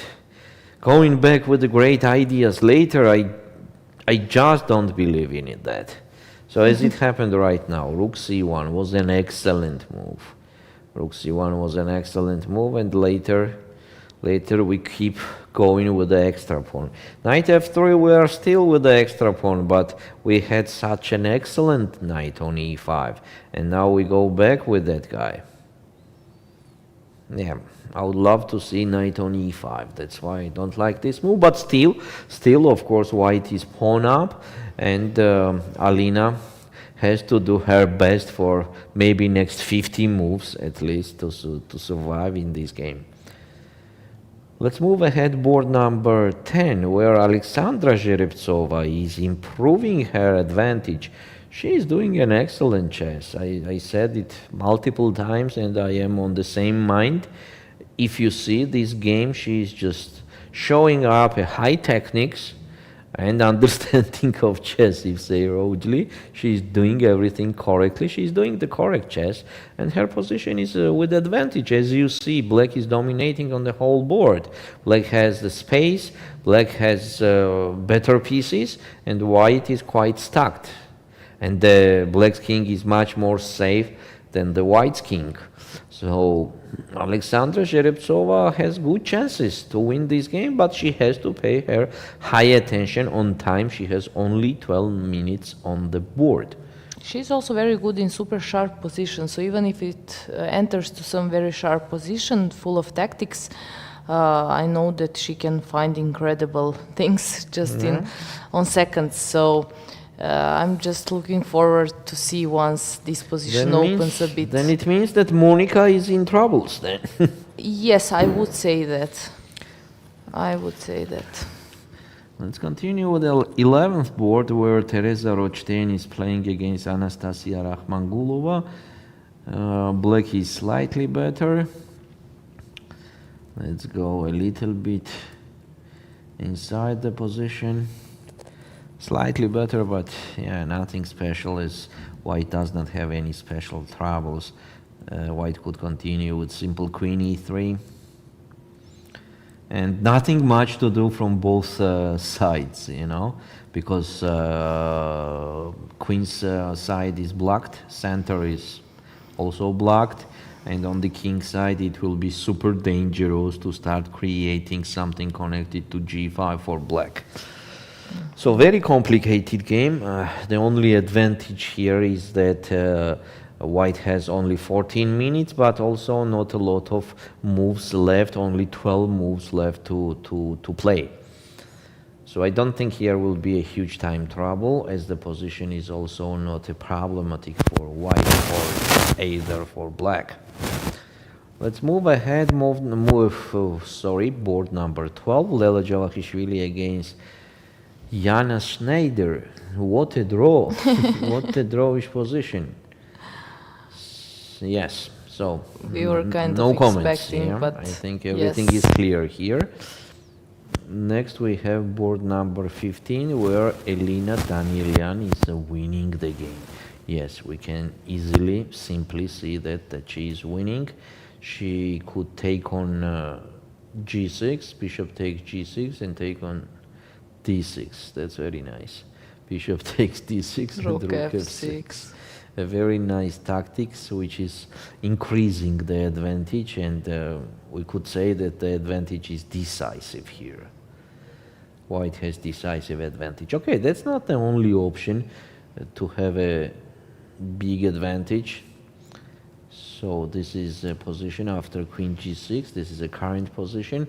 Elina also could go away with the queen, like queen e3 is also possible. Just pawn up. Can we go a few moves earlier? Because she missed something, and maybe till now the game could be over. Queen g6, and here was a yeah, why not, huh? moment for knight e4, and I don't understand, because knight f6, queen h7 is, it looks like it's checkmate. Okay, bishop f5 is the only move. Knight f6, king aj, if king aj, then queen h6. I don't know, maybe she missed queen h6. Maybe she was just looking at queen h7. Oh, it was just winning. You are right, it was just... After knight e4, it's just game over. It's not like advantage, it's just game over. Knight e4 and black has to resign.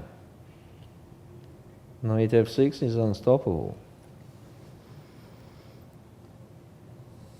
And now she has to sit there, and still, I mean, position is better. But she has to play another 50 moves. Exactly. And it's important. Sometimes you finish game earlier if you're lucky enough. And not then you're well rested maybe for tomorrow. Decisive. And it's decisive. And exactly. Yeah, she played rook f1, queen e8. Oh, yeah, she missed a big part of... Okay, not even the part, she was just winning.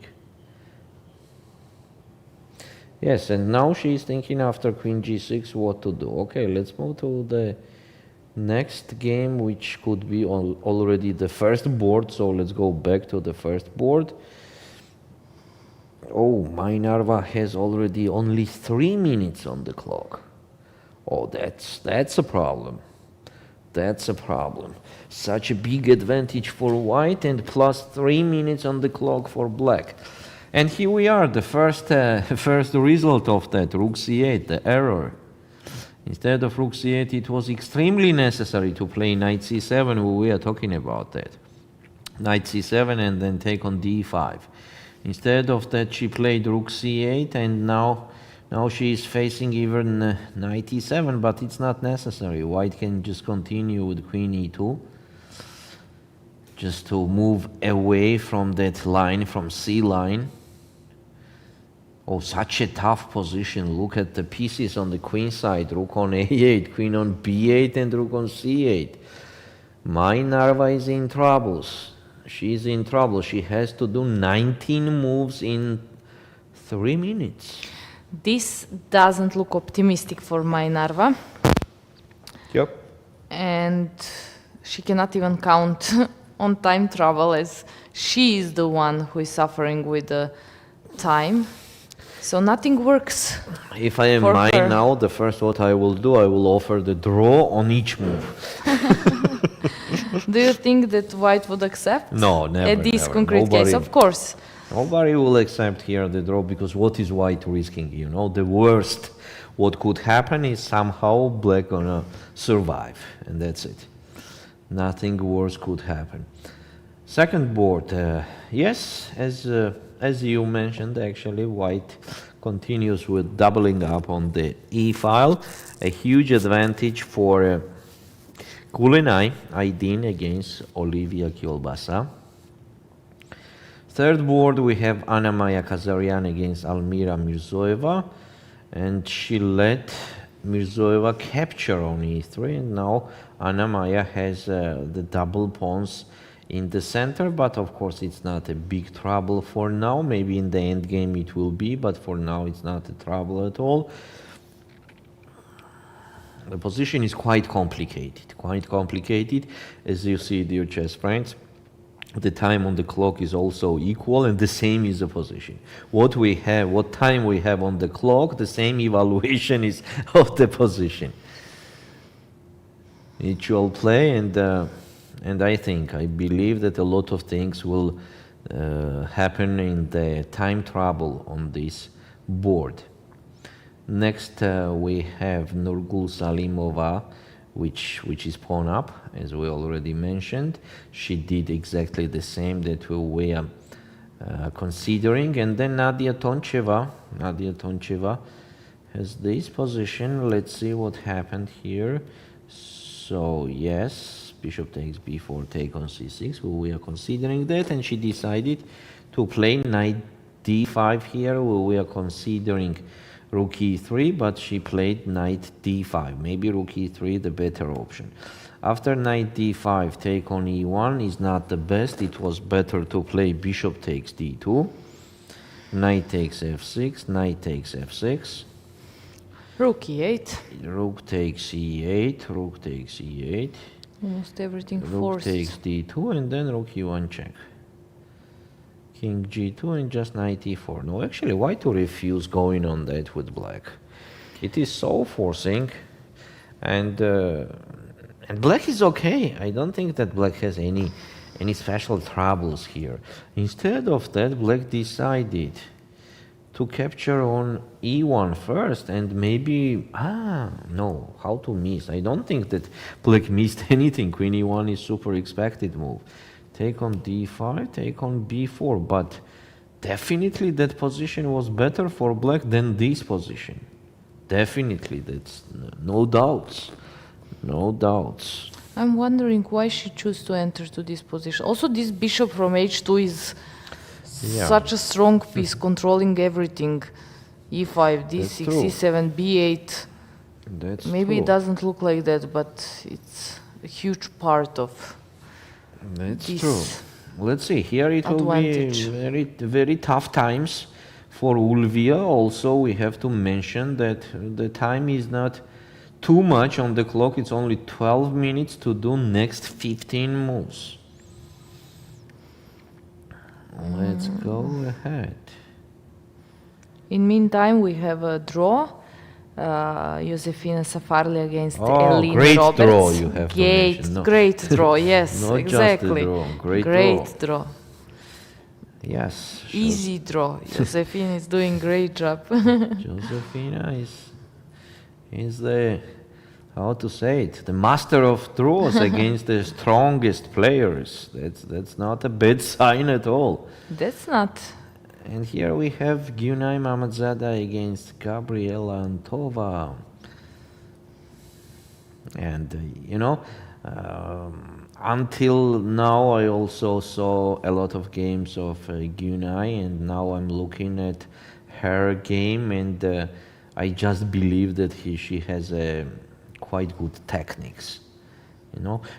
Let's say so. Let's take a look from the side at this game. She's winning from nothing. Okay, maybe she could not win this game, but everything goes to that. Step by step.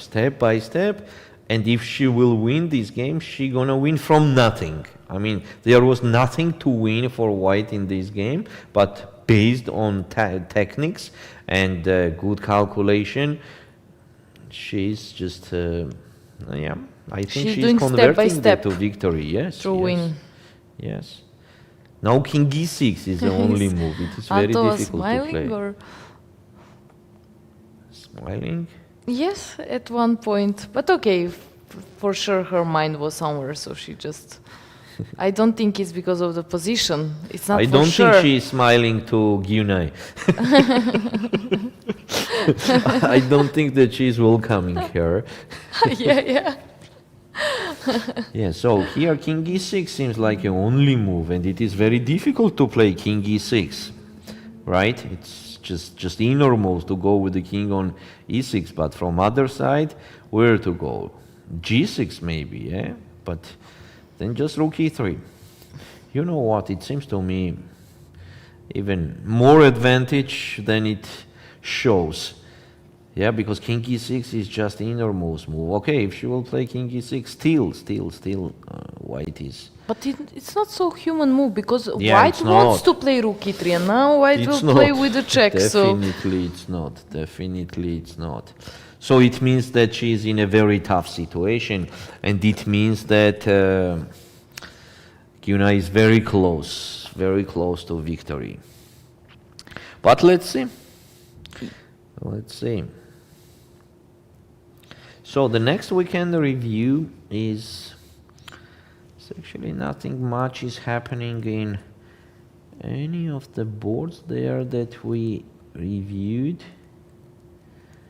Inka Charkhalashvili with knight f3 missed a big part of her advantage, as we already said. And actually, Sandra, I think we can make another short break and already get back with the time troubles and maybe even the new results. So to be well prepared, yes? Yes. So I agree. Stay with us and we will be back soon.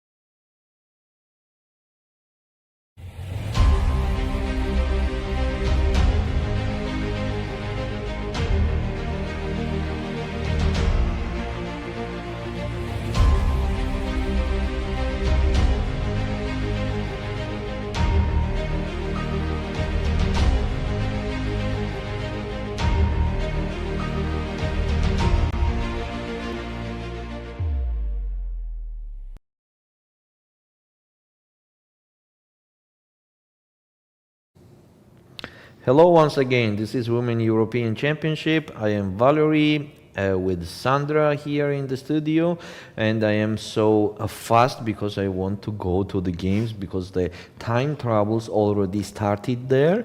So let's start with the first board. Here Anastasia is improving her advantage, and we see that Mai Narva has only 55 seconds on the clock, and also the position is very tough. We will take a look at the last moves that happened. Actually, nothing much was going on there, and Anastasia is doing a great game, step by step improving her advantage. Now she has the pair of the bishops. Maybe rook d3 was not the best option here, and more promising was to play b5. Yes, actually, why not? So the point is that taking on b7, immediately facing rook d1, and rook b8, and b4 pawn is hanging. So that's the point of playing b5. Here b5 is creating the threat of taking on b7. On the same time, it is very difficult to protect that pawn. I have no idea actually how to do it. So that's why b5 was quite strong. Instead of that, Anastasia decided to double up the rooks here, and not a bad decision at all. On the same time, she could capture on a7, by the way. Rook a8 and just queen e3. Oh, just pawn up. Just pawn up, yeah, and no danger. F4? On bishop f4, I think Queen it's an easy b6. decision with queen b6. And rook is hanging on d8 after a trade, so there is no time for rook a2. On the same time, bishop b6 even possible, you know, even bishop b6 is possible, but that's another story. Of course, queen b6 is much better. Queen b6 is much better. Okay, but rook d1, we understand that. Well, why not, actually? Why not? That pawn is not running anywhere. I don't think that the black could play a6 because of c5, and we're just completely dominating here. So in the game after rook d1 was b6. b6 is kind of good move, and g3. So Anastasia knows very well how to play in the opponent's time trouble. She is not going to any concrete lines. She is just improving her position. Queen e7. And now maybe it's already the time to play queen h5. Or maybe, I think she will play a3, yeah? Connected to what she's doing and how she's doing, I think she will play just simply a3 and waiting what opponent will decide to do in time trouble. And the good thing, a3 is protected by rook, so after a5 and yeah, there is nothing. She has to react. There is nothing to be afraid of. Not so much. You can just simply just push. Move b5. And in case of knight c5, you are just taking on c5, and the f7 pawn is hanging. Queen could not take. And in case of b takes c5, then we have the passed pawn, which is very important detail. But still, obviously, queen h5 is the best move, because some f4s also appears. On the same time, I'm attacking the f7 square. On the same time, I want to push c5. So a lot of things here. A lot of things. But Anastasia start thinking, so we use this time and go to the second board, where Kulenai Aydin playing against Ulviyya Fataliyeva. And she has slightly better position. It seems like last move was not the best. Bishop c6 was even better. To put the bishop on d5. Oh, that's a good idea. That's a very good idea. Yes, but not just the last move. If we could go a bit back, she played some c4 move, which obviously wasn't the best choice. Unnecessary, yes, unnecessary. So, okay, but still advantage on the board. King d1 and still anyway. But bishop c6 is very Bishop c6, bishop d5 makes nice sense. and important Yeah, that makes move. sense. Okay, let's go to the third board where we have Anna Kazarian against Elmira Mirzoeva. Knight f4. What a knight on f4. Oh, here black could be already slightly better. Yes, and yes, they are slightly better. Okay, don't lose the time and go to the next board. Nurgyul Salimova against Varvara Polyakova. Still pawn up. Still pawn up and just a technical position. How many moves they did? Oh, only 25, so they have to do 15 moves in 5 minutes to each. But the position is so simple. Wait, she's not pawn up. Where the h-pawn gone? I'm confused. What happened for our break? Oh, knight takes g3. Ah, the pawn gone there. Okay, but still to activate the rook and the other. Yeah, exactly. Still big advantage, and then rook c5 is hanging. Look at this, how unpleasant thing is that. Yeah, that's Rook actually c5. also a point when you have material advantage and to in sacrifice. Case knight e8, then we will go back rook d5 and then gain the d4 pawn. Yes, so yeah, it seems like Nurgyul is very close to win this game. Then we have super aggressive Nadia Toncheva, and here we are, she is pawn up. She is pawn up with some compensation for black, but not sufficient. We can play just bishop g3 with white. H takes g4, h takes g4, and as you see, we're just pawn up. So technically, the position has to be winning. Better time, 9 minutes.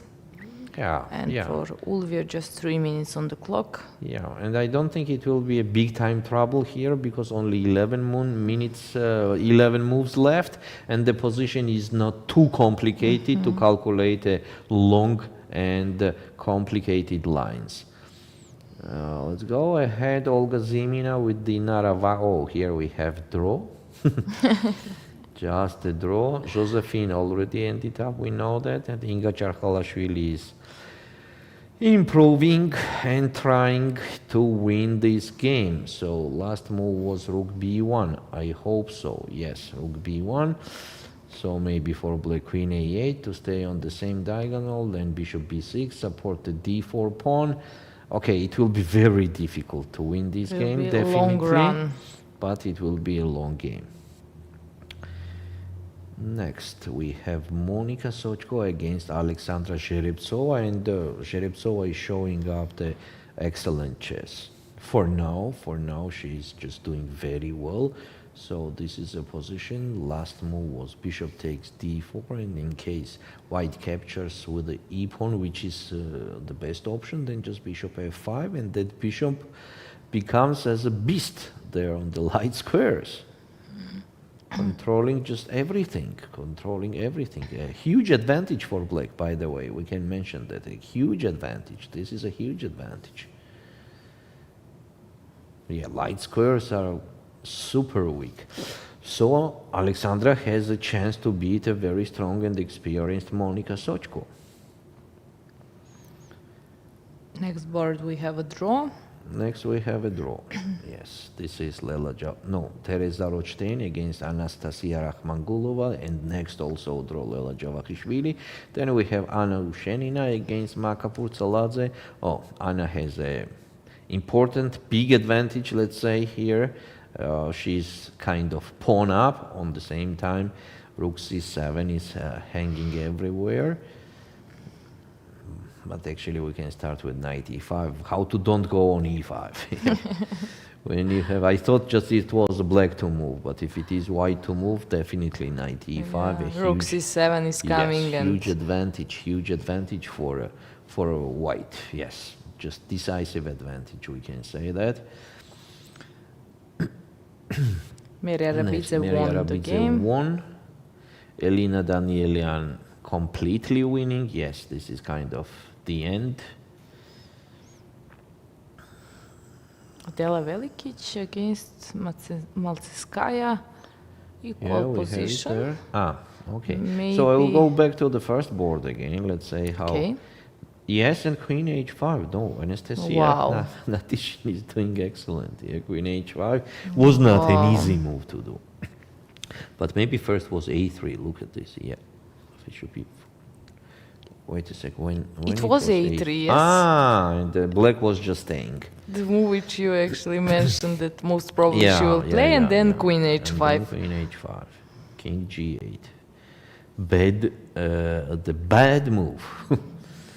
Bishop D5 definitely will come. Bishop D5. Let's see. Let's see. Anastasia is thinking. So the point is Bishop D5. And for example, black is staying again with Bishop C7. Then we can improve a little bit with H4. For example, they are staying again. Then we will improve.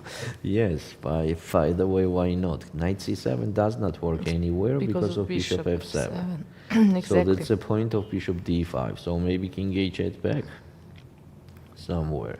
Then F4 is coming. Yeah, very tough situation for Mai Narva. Like a paralyzed position. Yeah, very tough situation. But for now, this is a moment, and Anastasia is thinking. She is thinking. We're suggesting Bishop D5 move. But she has, of course, she has another options. But Bishop D5 because I just don't want to trade. And she just played Bishop D5. Yes.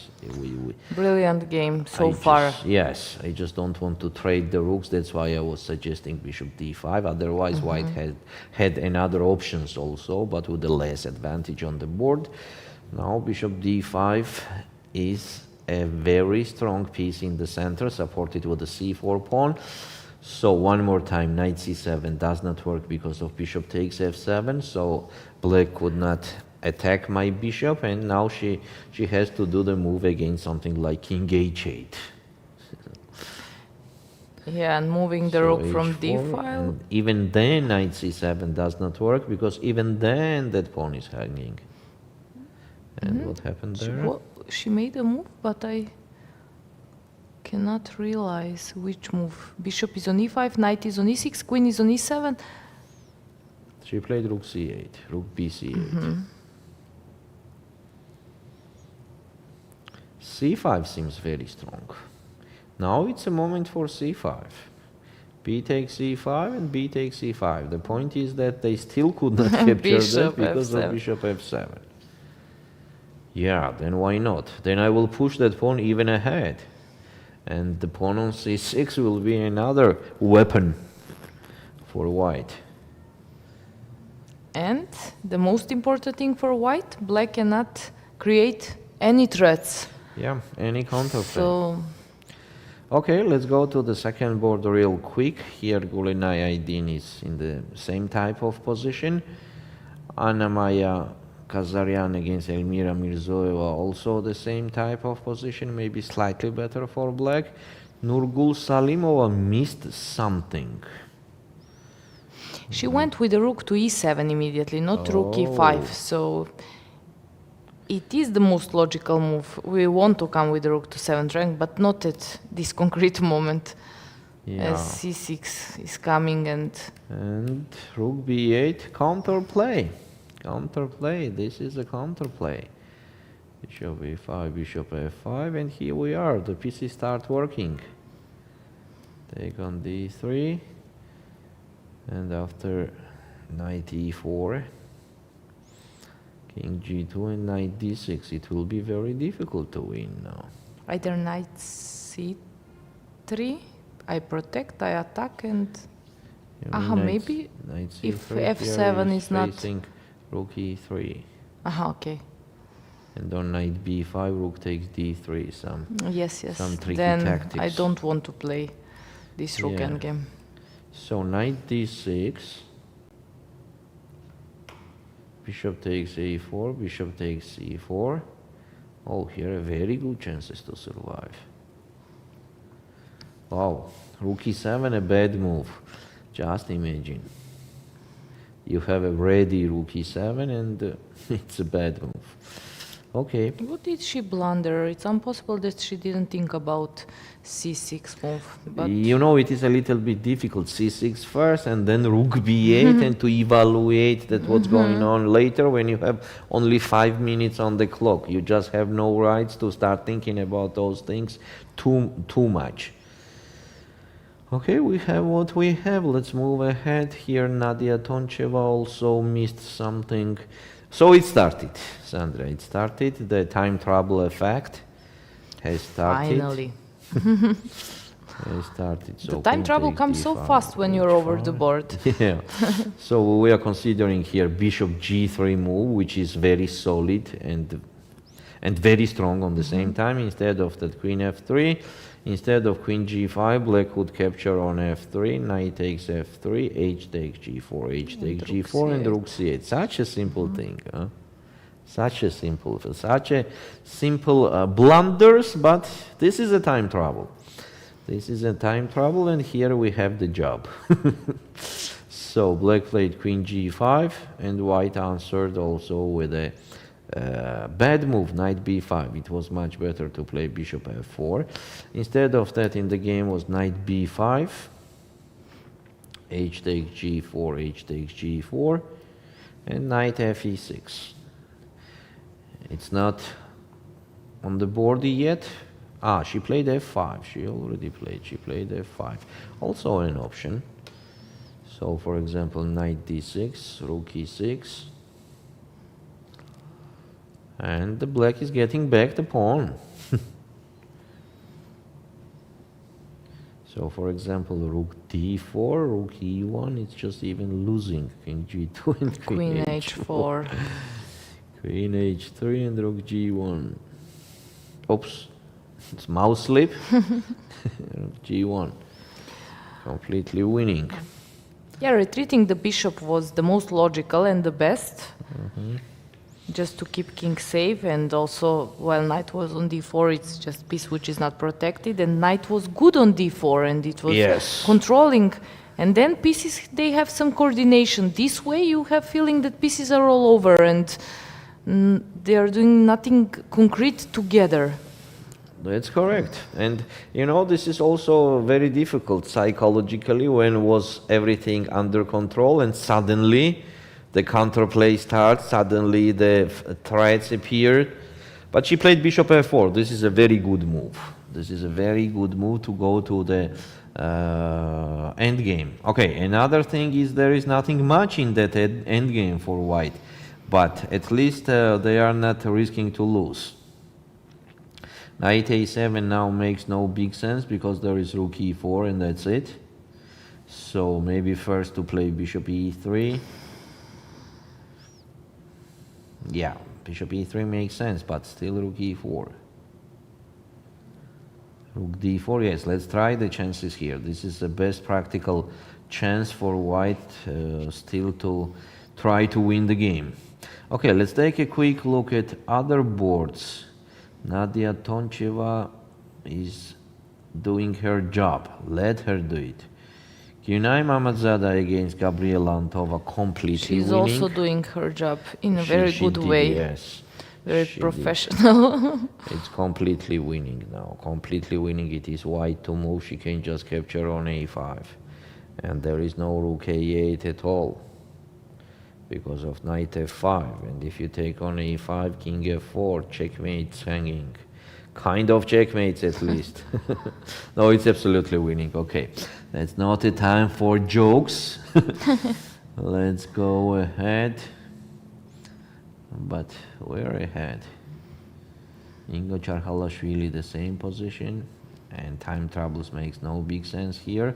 But actually, you know what? Here, trading the bishop on the knight makes a very good sense, as we know that if the game is only on the one side, the knight is even better than the bishop. And with the extra pawn, she increased her chances to win the game. But also queen and the knight cooperate a bit very better well, than yeah. queen and the bishop. Of course, there are exceptions. I always say that. Here Anna Ushenina also continues doing her job. She has excellent bishop on e4. Definitely it will be very difficult to win this game, but if she will pass this time trouble, then she could create the new things to improve her position, as obviously the position is with advantage. Anna Ushenina is still having a decisive advantage. We can say that it's She will almost win winning, this. yes. She And will Elina win. Danielian also winning. So what do we have here? We have Mai Narva, the most complicated game, which is still in progress. Why bishop stays on e4? So bishop d5, king h7, bishop e4, king g8, queen g4. Okay, that's a very interesting game. 5 moves left. Rook d3. Bishop will take. Not bishop, rook. takes, Sorry, yeah. because there is also bishop h7 Yeah, in there case. is no rook to c4 because of bishop h7. So that will not happen, of course. Rook takes d3 was in the game, yes. Bishop now h6 black is to kind of threat. You know, I got a very interesting idea here. h5, using that fact. The pawn on c4. That fact. would be a good chance for black to. Yeah. No, she No, did not king do that. f8. She did king f8. Okay, she's playing on seconds. Now bishop d5 is too powerful. Very tough position to play for Mai Narva. Now we're suggesting bishop d5 back. Okay. Until that we can take care. Oh,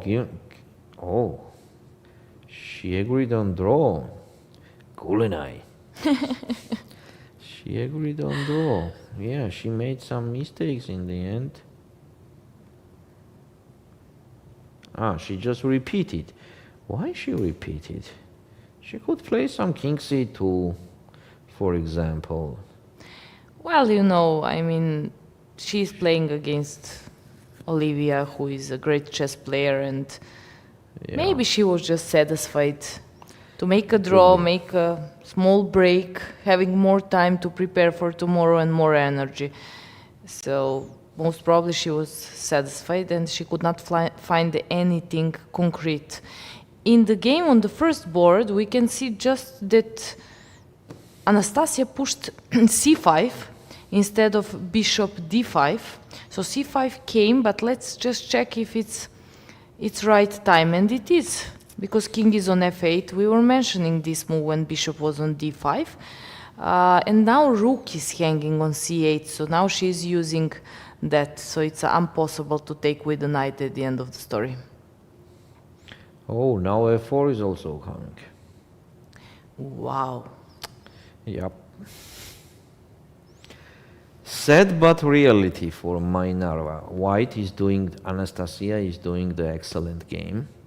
Let's see if she will play f4 also, but she has another option like queen d1. That also makes sense. She has even the option of bishop d5, but f4 is kind of super forcing and super powerful. So why not? Definitely f4 could be the best move there.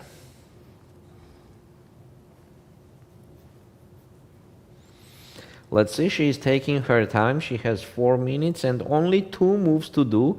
So of course she can use her time almost till the end, because after this move only 1 move left. And the time trouble will be over.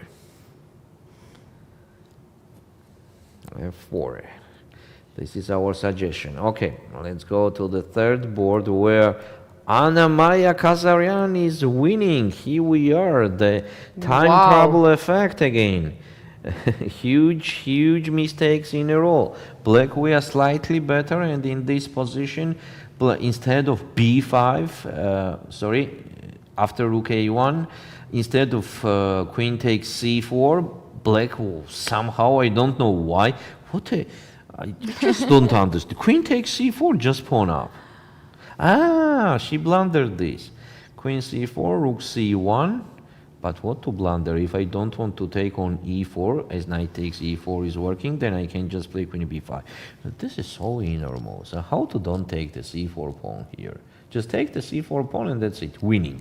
I don't understand. There are also not problems with the 8 rank. So b6? Rook a8, it wasn't a threat, so... And after b5, black is in trouble. Queen c5 and rook a8. Oh, another blunder. Rook f8, king takes f8. Oh, look at this. Queen a2, game over. Black resign. Lucky? Anna Maya is lucky. Maybe we can ask her to be our guest again. Maybe she can ask us to be our guest. That will be more logical. Yes, such a luck. No, look at this. You know, in two moves, everything has changed. Black was almost winning in case of take on c4, and after 2 moves, white is winning from the position where nothing much was happening. Suddenly, Maya Kazarian is... Oh, no, she missed also. Wait a sec, Sandra. Okay, I think I have to keep calm. Just calm down a little bit. Here, white was winning in 1 move. Queen a2. And checkmate. Checkmate hanging and rook is hanging. Instead of queen a2, white played rook a8, and everything has started from the beginning. Ouch. Okay, no comment.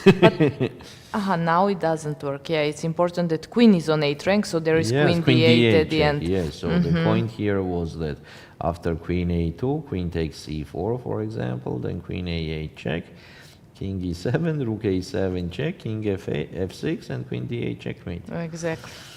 Yeah. And with the rook on 8 rank and queen on a7, it doesn't work.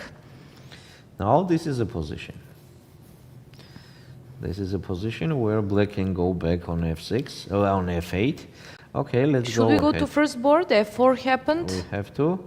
Oh, and this piece up.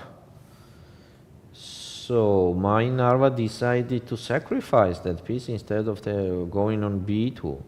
Bishop b2 was an option. Instead of that, she took on c5. Sorry. She took on c5 and left the bishop on e5. So, of course, we will take it.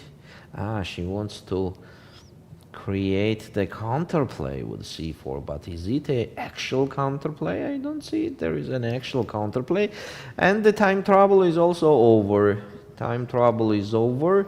So, white is completely winning, let's say it, completely winning, yeah, because piece up guarantees that.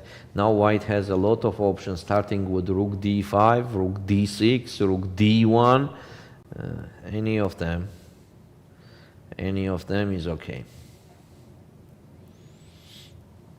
Yeah, I prefer to play rook d5. Well, let's be solid, and in case of f takes e5, queen f5. Absolutely winning position. Exactly. Bishops are doing their job, controlling everything. Yes. C2, C1, but also other squares. Let's go to other boards where the time trouble is still on, and this is Anna Maya Kazarian, who was winning in 1 move. Now she is not winning in 1 move anymore, and nobody knows if she will win at all, because here is the time trouble is also over here. Then maybe she will find f6. Then maybe she will find f6, which is promising the advantage to white. So the point is that g takes f6, queen a2, rook takes e3, check, king d7, check, check, queen c7, and queen a2. It's a little bit difficult to go on that hand on c5 is... Rook a7 is hanging, and queen c5, queen f2. Now I want to enter from f5, f6, and so on. That's first board on our screen, and second, but okay, so first the time troubles are over on the first 2 boards. Let's go ahead. Nurgyul Salimova. Draw. Yeah. Exactly. Nadia Toncheva. Draw. Exactly. Olga Zimina already draw. Josephine already draw, and the time troubles also over. Gyunay Mamadzada is winning this game. Yes, here the time trouble is also over, and she is thinking a little bit. Inga is doing her best to win this game. On the same time, Alexandra Zhreptsova. What? Piece up? Is piece up. Let's see what Happened Monica blundered. She just blundered bishop d3. in one move. Or Queen d1. Instead of that, she could play c5. Okay, she played queen d1, gave the pawn, and then queen e2, queen f7, and then took on g4. And after bishop d3, game over. and actually what's happening very often is that in 40th move you make a mistake and it's over, which happened I think here. It was 40th move, yes? No. Just before. Nurgyul Salimova missed a very big advantage. She was dominating the whole game, and suddenly, one tiny thing, and that's it. Now I'm interesting. Knight b5. Knight b5 does not work because of rook h8. Sorry. So rook c5. Rook c5 makes sense. We are attacking the bishop. Still some chances, but not a big one.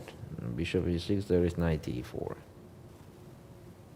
On rook h4, just knight d6. Okay, white will be pawn up, but there will be no improvement as the bishop is completely stacked by my knight. Okay, they will play for few more time. Olga Zimina already draw. Nadia Toncheva, yeah, just a draw, agreement on draw.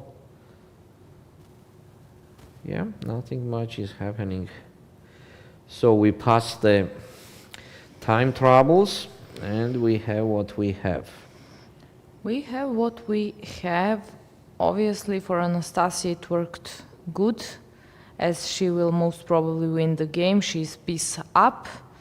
Anna Maya, same thing, just if she finds that f6. That's the last chance. If not f6, then her position is not even better.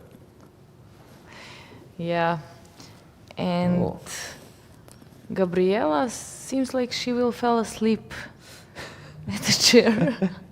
She's actually sleeping, right? She is actually sleeping. Okay, no one can. No worries, no worries. Their position is like, what else to do? Yeah. What else to do? Okay, as we pass the time troubles, we can do the short break right now, and we will back soon, and maybe with our new guest. Exactly. See you.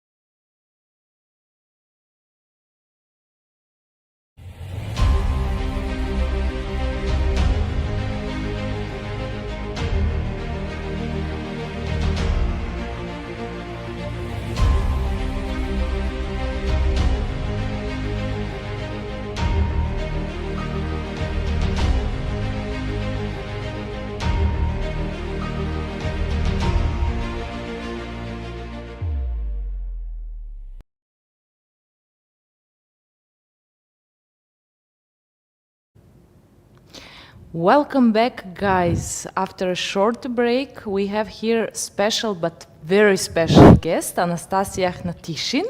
She just won a game and she's probably one of leaders of this tournament after 4 rounds with 4 out of 4. Welcome, Anastasia. How do you feel now after this win? Tired, but very happy. About today's game, we will talk a bit later, as we will go through the game and we will analyze together. You are FIDE master, and recently you took your last norm. Yes, can you tell us more about that? I took my last norm in European Chess Championship in Katowice. So yeah.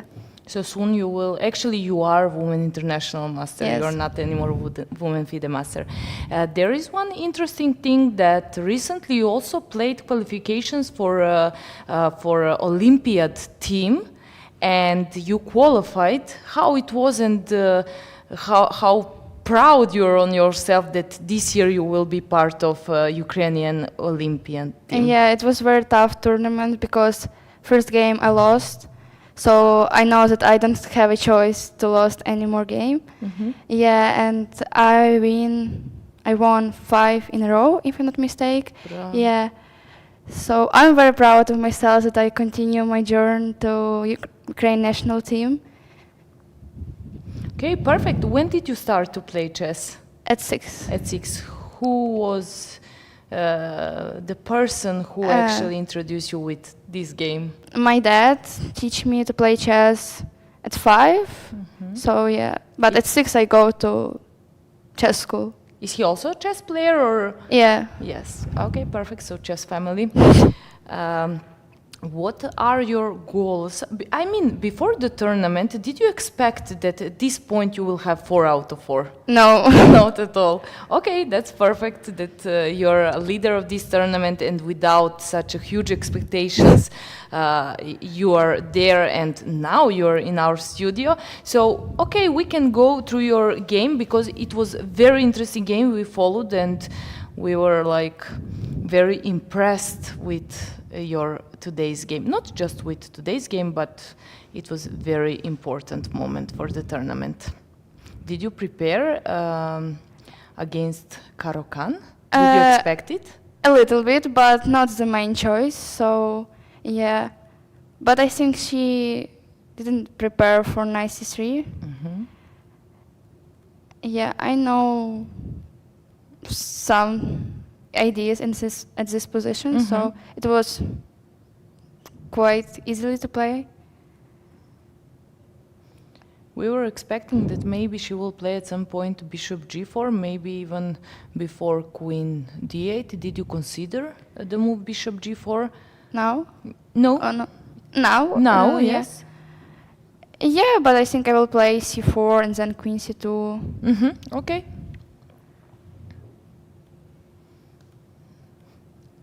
Okay, Yeah. she just played typical ideas, but not with knight on f8. She Yeah. pushed c5 and... I'm not sure about c5 because my knight go to d5 and it's a very nice place for him. Exactly. You played knight c3, and after she took I played queen first c2. queen c2, Yeah, and now. then knight c3. And after she took on d4, we saw that you're thinking, and at first we said, why she's thinking if there is just bishop d4? Then we realized there is knight d5, either knight b5. Yeah. But our conclusion somehow was that maybe the best is to take bishop d4 and then to leave the space for either knight b5, either knight d5, when you will decide which one you prefer more. But you decided to go straight forward, yes? You played... I played bishop before. you played bishop yeah, d4. Yeah. Okay, we went to another I have game the in same meantime. thoughts as you. Okay, perfect. Yeah, this move I also don't like actually. Rook d1, d1, the most logical move. Yeah. Okay, bishop. Knight d5, bishop c6.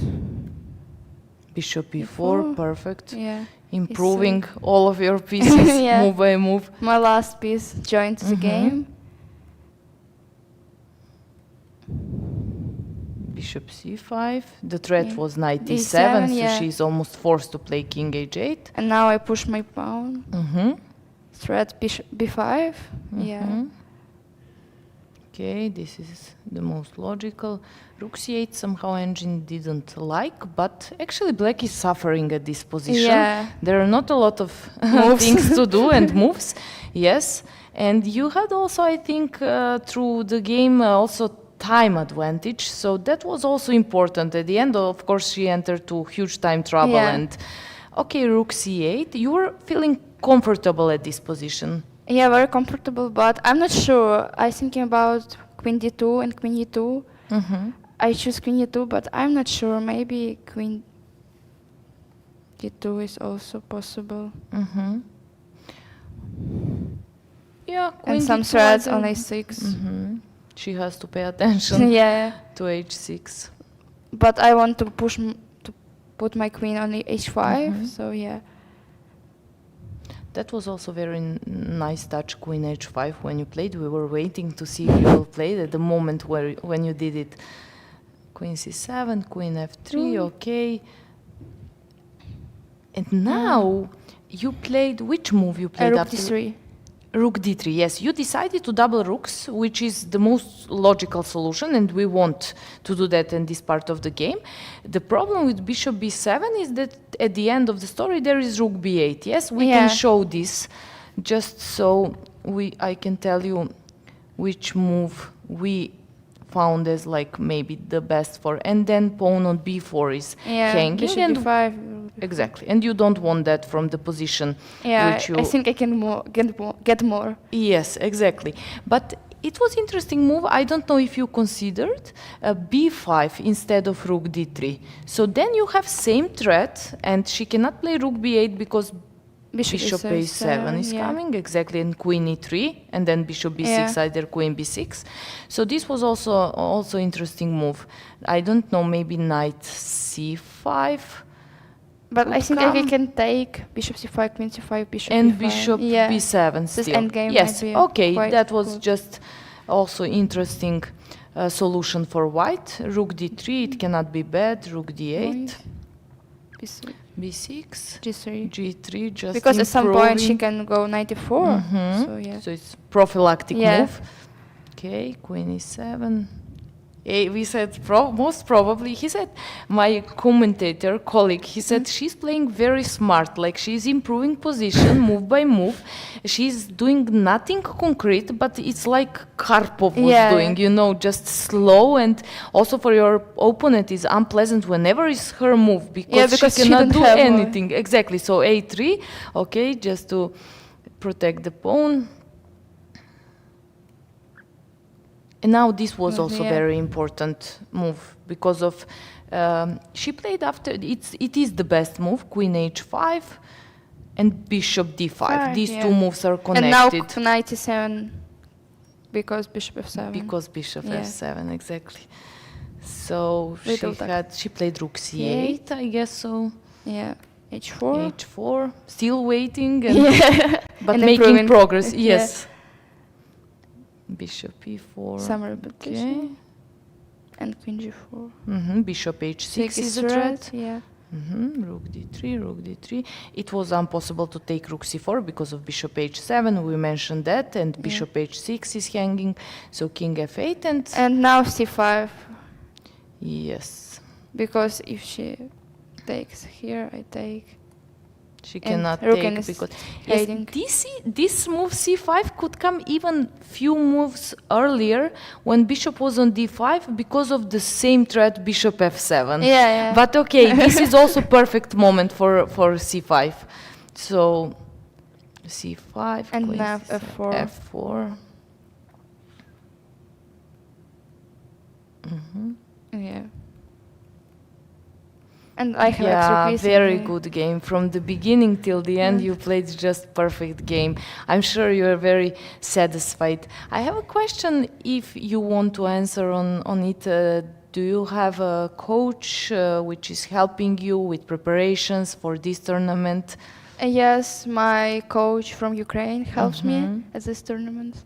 Did you have some special preparations for this concrete event, or you were just, working on chess every day and preparing for all tournaments you had and these qualifications for Olympiad, but also... Yeah, but maybe I improve my... everything improve to this tournament, because I know it will be a very tough tournament, very long, 11 rounds, so yeah. Yes, it's also very long tournament. I guess now after 4 out of 4 you would like the tournament is 9 rounds. That's always like that, but players who starts, you know, slowly, they like the actually tournament is 11 rounds. I wish you best of luck on this tournament, to keep this form and shape, to continue to play such a, let's say, nice chess, because it was really very, very nice just to follow your game. And do you have nice time here in Batumi? Is your first time here? Yeah, it's my first time, so I think I will enjoy. Did you have some time to visit something, or you're waiting for free day? I wait for free day, yeah, but I walk near to sea. It's really nice. I like, especially when it's sunset. And the time, weather yeah. is nice. Yes, the day when we came, actually, it was raining, and we were all hoping that it will change, and it changed. Thank you very much for being our guest, and I hope I will see you here one more time or few more times. If we will see that. Thank you very much. Thank you.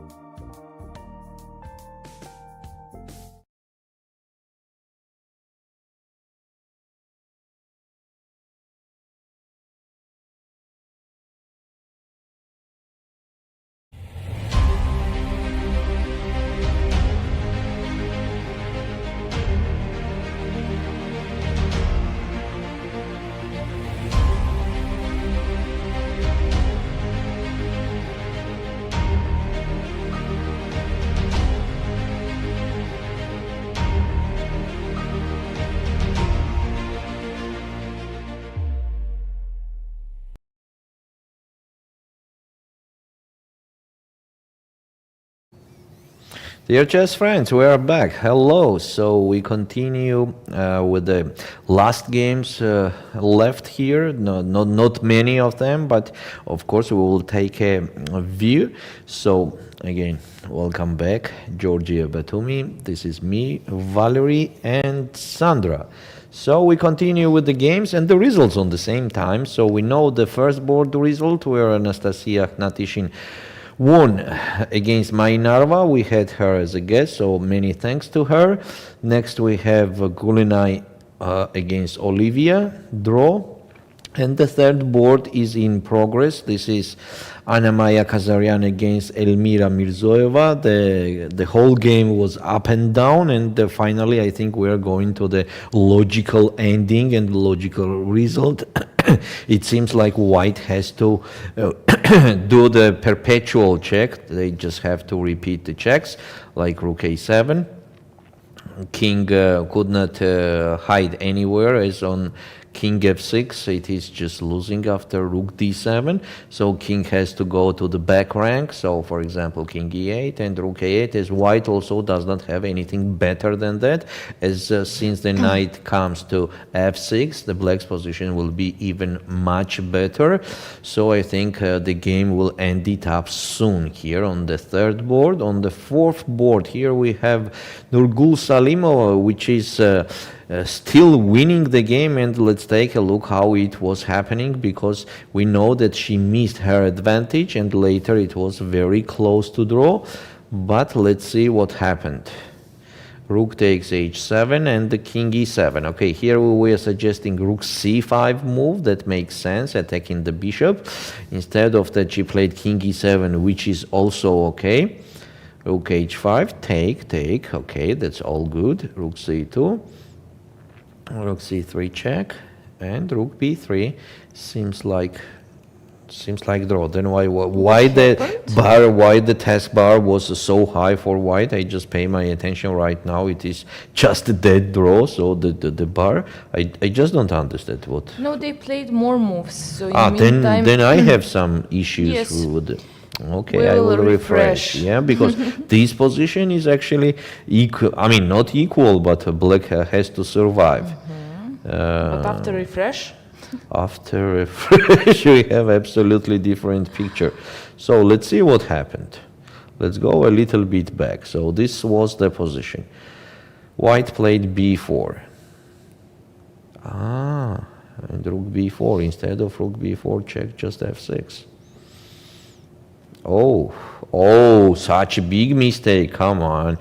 So on King F5 to have Rook F3 check. So even instead of F6, just going back maybe also possible. Why not? To keep checking from behind instead of such a pity mistake. Instead of that, Black played Rook B4 and the position became losing immediately. Immediately it's losing, as we can't do any checks now. And after King F8, just Rook check and just push. Yeah, that's pity, but that's a fact. So winning is now King D5, Rook takes G4, Rook E8 for example, and that's it. Rook B6, King C6. Maybe we can do some checks, but not so much, as King B5 is there on the table. Then B7, Rook B1 check, King C6, and that's it. Just game over immediately. So White can win here, as we see with the King D5 move. King E5 or King F5 makes no sense because Black continue do checks. I mean, King E5 makes no sense because here, even if the Black captures on G4, White to stay with the King on E5 and not stay on D5. Still winning, by the way. It is still winning after King D5, but White to do King E5 at all. So I'm completely sure Nurgyul will play King D5 and actually, it's a little bit unclear. Okay, maybe she is just double checking it because actually White does not have any other options. So White has to play King D5. Definitely King F3 makes no sense. It goes to draw immediately, as it's just impossible to improve later. after king g6 or so. It's just a draw. So as white has a chance to pass the 4th rank and get closer to the pawn, of course, they have to play king d5. After king d5, it's simply winning position. Let's go to the next board. Here we have Nadia Toncheva against Ulviyya Fataliyeva. I hope this is the current position because sometimes because of some issues. Yes, and Nurgyul did what we were talking about. Yes, rook e8. This is what we are considering. So the game will be over soon. That's it. That's it. She did her job anyway. For a while she missed a big advantage, but could get back in the rook's endgame with the tricky ideas of passing the 4th rank with the king, which her opponent Varvara Polyakova missed it, and now she's losing. Let's go to Nadia Toncheva again against Ulviyya Fataliyeva. Ulviyya Fataliyeva was fighting as a lion in this game till the end, and now she's very close. Actually, the position is absolutely drawish. We can say that black does not have any problems with such an active king and the knight. It's just impossible to risk anything. On the same time, white is also risking nothing, so the position is, we can say, just a dead draw. After that, we have Olga Zimina against Dinara Wagner draw, Josephine Safarli against Elin Roberts draw, Yunai Mamadzada beat Gabriela Antova, Inga Charhalashvili is still playing this position, and it could be a very long game. I don't mind that if somebody says that they will play till the morning. But next game. Next game, Monica Sochko. It's very interesting what happened in meantime. Oh, it's just a fortress, yeah? Black could not break through. That's why it's just a draw. It's just a draw. Unbelievable. Unbelievable and amazing situation. Last time when we checked, she was just whole piece, Alexandra was whole piece up, and they had 2 rooks and the queen at the board. Let's take Maybe a look. we can take a look to see what she missed. And so here black won the piece. This is it. Just piece up. Let's see what happened later. Trade everything. Okay, bishop e4, why not? Pawn on f6 is hanging. Maybe without giving up the pawn? No, it's impossible. Pawn is hanging, so we're giving up the pawn. Okay. G4. It's not so easy, you know. The king is not safe. The opponent's queen is very active, and we could not protect our king with the queen. We can't block the checks with the queen as they are trading that queen. B5 was a decisive mistake. Yes, to keep the queen side. To keep the queen side. So, for example, this, and why not queen takes b6? Because of bishop f3. Game over. Okay, such a tiny but very important, we can say, decisive detail. B4 and that's it. Now maybe it's not winning anymore. Queen h8 on her own wish. Oh, that's surprising. Yeah, that's very important moment. So black trade the queen on their own. And that's it. Now it's just a fortress. Yeah, it's just a dead draw. Yeah. Well done, Monica. Fighting till the end is giving the results. Next we can go to where? Then we have all results on the board. Teresa Rochstein against Anastasia Rakhmangulova draw. Lela Javakhishvili, Yana Schneider draw. Anna Ushenina won Maka Purtsaladze. Meri Arabidze beat Tetiana Skarbarchuk. Elina Danilyan won against Anna Kubichka. Adela Velikic draw with Alexandra Maltsevskaya. And so on till the end. Draws and draws, a lot of draws there. Okay, let's go to the third board. Oh, that's so up and down game. Anna Maya made the decisive mistake. She did not repeat the checks. She played queen d1, and now her position is almost losing. How to force the position to lose like that? It is so sad. And rook b7 again, instead of taking on b7 and try to hold the position. Rook b7, and after knight f6, so just Nothing. game over. Just game over, you know. E3 is Yeah, because hanging now and- checks makes no sense because knight d7 is coming. Or not, no, knight e8, sorry. I have to block the checks with knight e8. Or not, wait a sec, knight e8, what's going on knight e8? Queen d5 is really strong move. Okay, if I play knight d7 here, Can I just go f6. with the Oh, king? wait a sec, very interesting moment here. But can I go with the king like king Ah, d8, king d7, yeah, or sure, king sure. d8? Ah, But then even f7 is hanging. Wait a Yes, sec, we but- have to do it carefully. King e8, king d7, rook b8, king d7, and then to attack rook the b7, king and c8, then king c8. and queen This is- e3. I yes, haven't threatening yes. queen f4, queen g3. Yes, this is a winning way. This is a winning way. You are correct.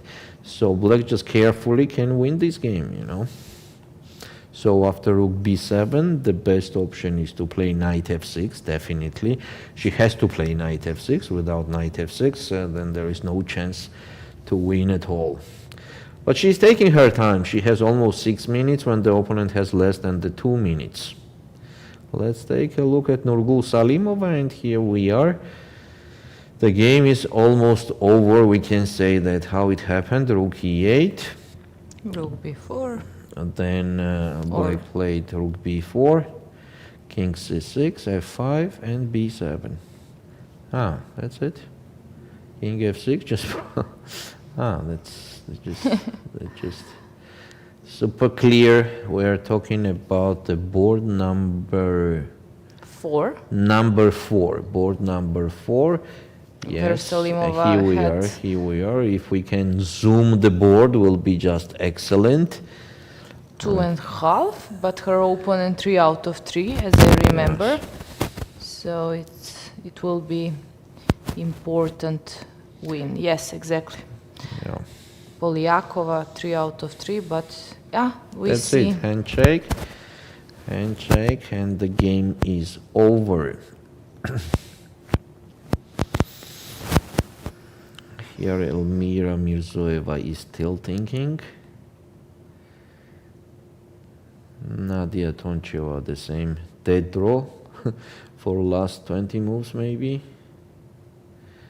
Inga Charhalashvili also staying on the same place. Monika Sochko is just a dead draw. I think they will agree soon. So this is what we have. This is what we have. Rook And- b8, and now let's see. And Almira played knight f6 and rook b8 check. This is board number 3. So king d7 and king c8, as we said, king d7 and king c8 on the board number 3 is kind of winning the game if she will move with the king like that. She's thinking. Actually, there is nothing much to think. King d7 and king c8.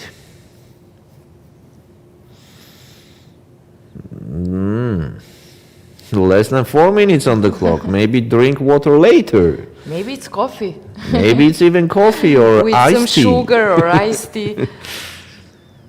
We don't What is know. she thinking about? That Okay, no, she's wait. double checking, of course. Yes, but let's play king d7 and then on rook b7 let's think. You know, it will be one move closer to the target. Yes, but when you play, you want to triple check, you know?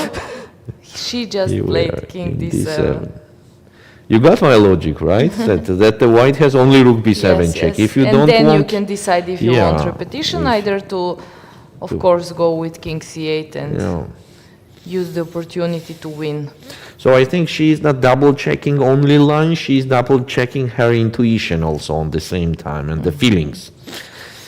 Is it correct or it's not correct to go on c8? I understand with this time, with such a long game, of course everybody is getting tired and it is very difficult to make the correct decisions all the time. No, I think she will go for it.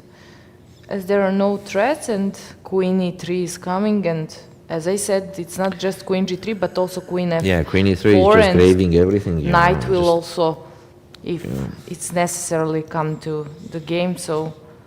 Yeah, let's see. But let's take some water. So, let's go. Okay, let's see if she will play king c8. She has less than the 3 minutes. And she looks quite anxious. I don't think she's risking, you know, if she plays king c8, even if she does not see that she's winning. She's not risking anything. She's not risking anything with king c8.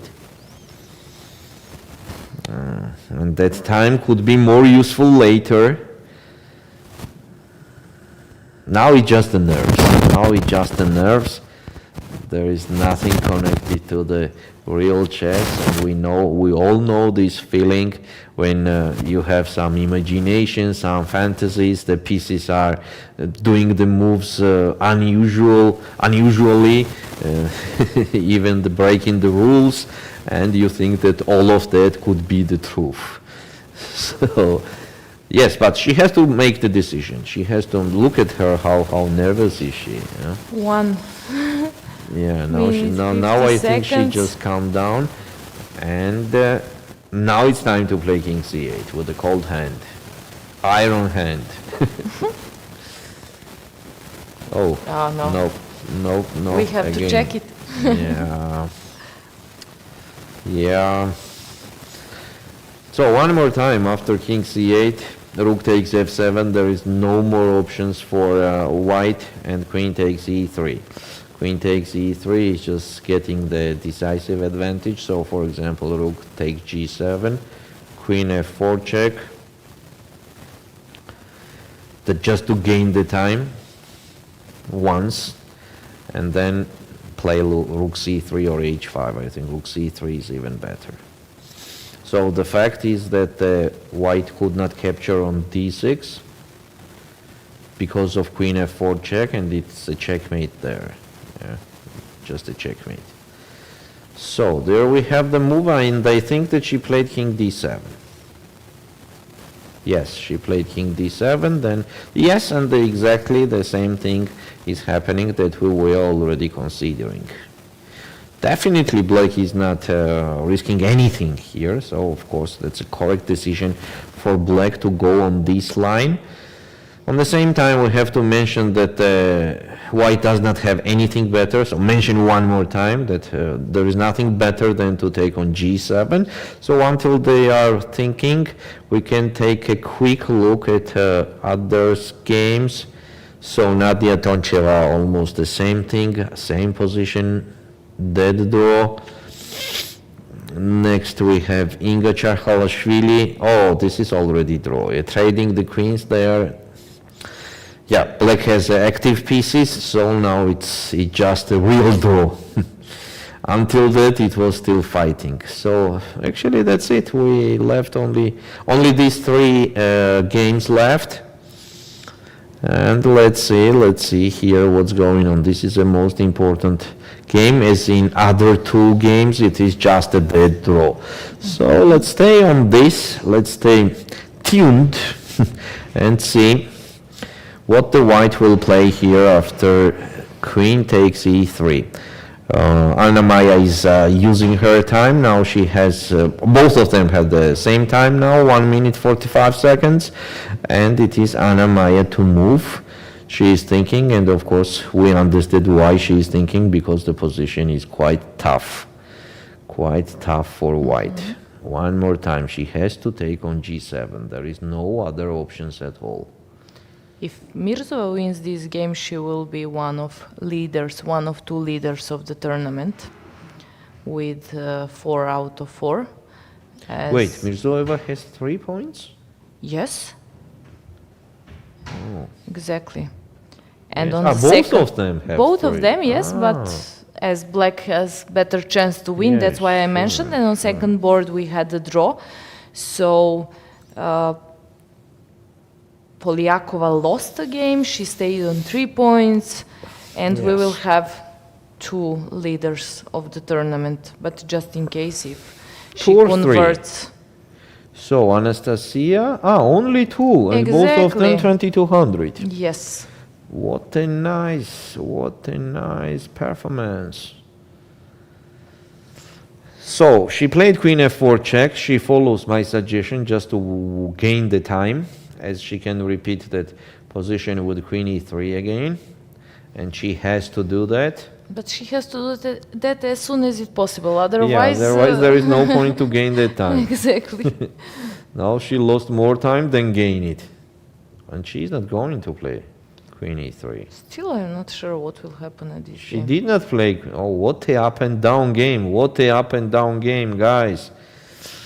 Did she play with the rook? She played Rook C3, but now there is Queen E2. Why to stay with the Queen on F4? Let's do the same with Queen E3. We already said that. Just Queen E3, King H2, and then Rook C3. Yeah. Okay, she wanted to have, I understood one fact, that she is threatening with Rook C3, she is threatening Rook C1 also. And that's a point. Yes, now this threat and that threat. So she made it kind of more forcing, but force white to do the good move, Queen E2.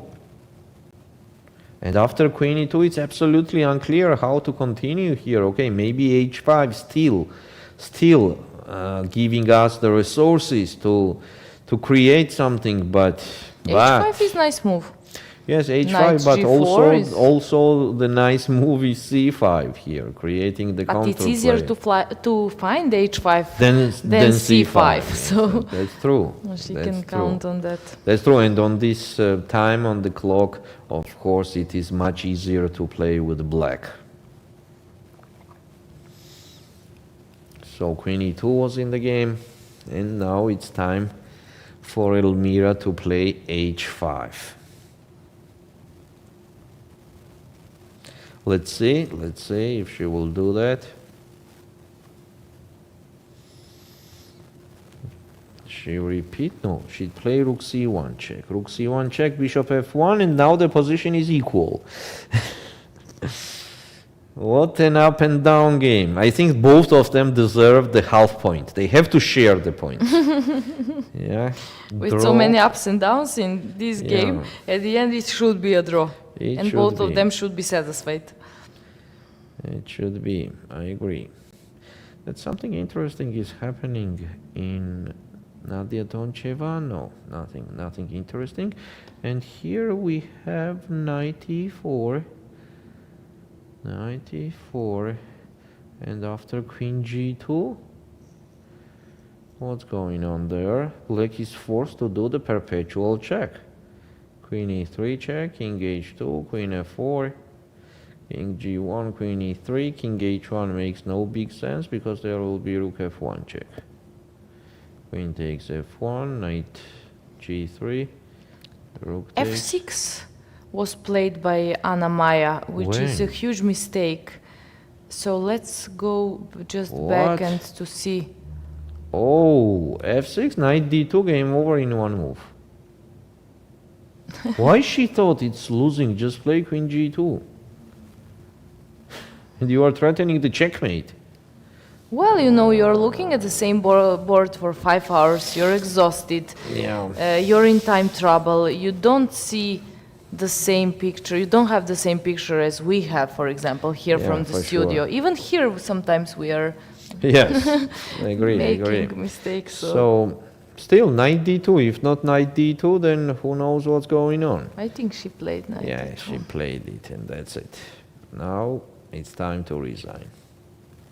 Inga Charkhalashvili ended up her game. She did draw, as I understood, right? Yes, she drew. And where Elmira is going? No, she just ended up. Okay. Yeah, after knight d2, game over. Yes. There is not even a single move to keep fighting or to make some tricky things. There is nothing tricky left. There is only one check with the queen, and this is queen g4. Just take that, and then take the And even pawn bishop. on f6 is Yeah.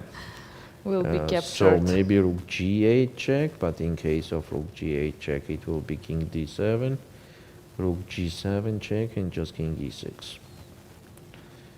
Rook e7 check, just king takes f6, and game over. This is it. Sometimes it happens like that. 45 seconds, and she's playing. What is she playing? She's going to play rook g8 check.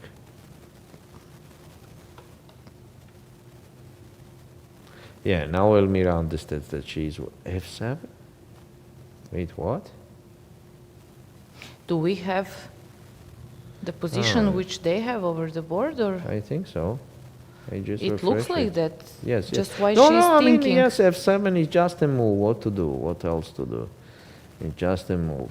Hoping that the black will capture with the rook, and then black has a, I mean, white has a decisive advantage. King Just G2 imagine, and- after rook f1.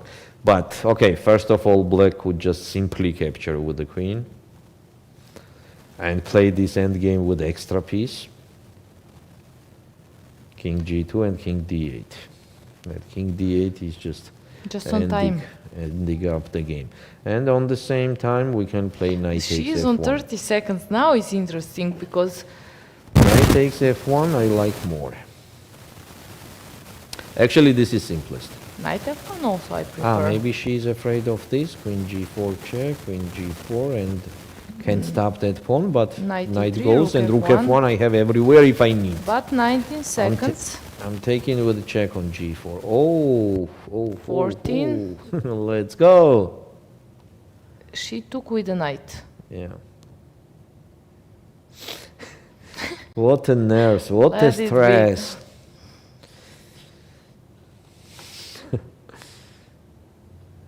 So, okay, one more time. What's going on here? Take, knight e3, and I'm taking the rook with the check. So, for example, king f2, knight g4. Yes, and I'm staying on the f file anyway. So on this there is rook c2 and rook f2, and on king g2 there is knight e3 and rook f1. And I'm catching that pawn. So that's it.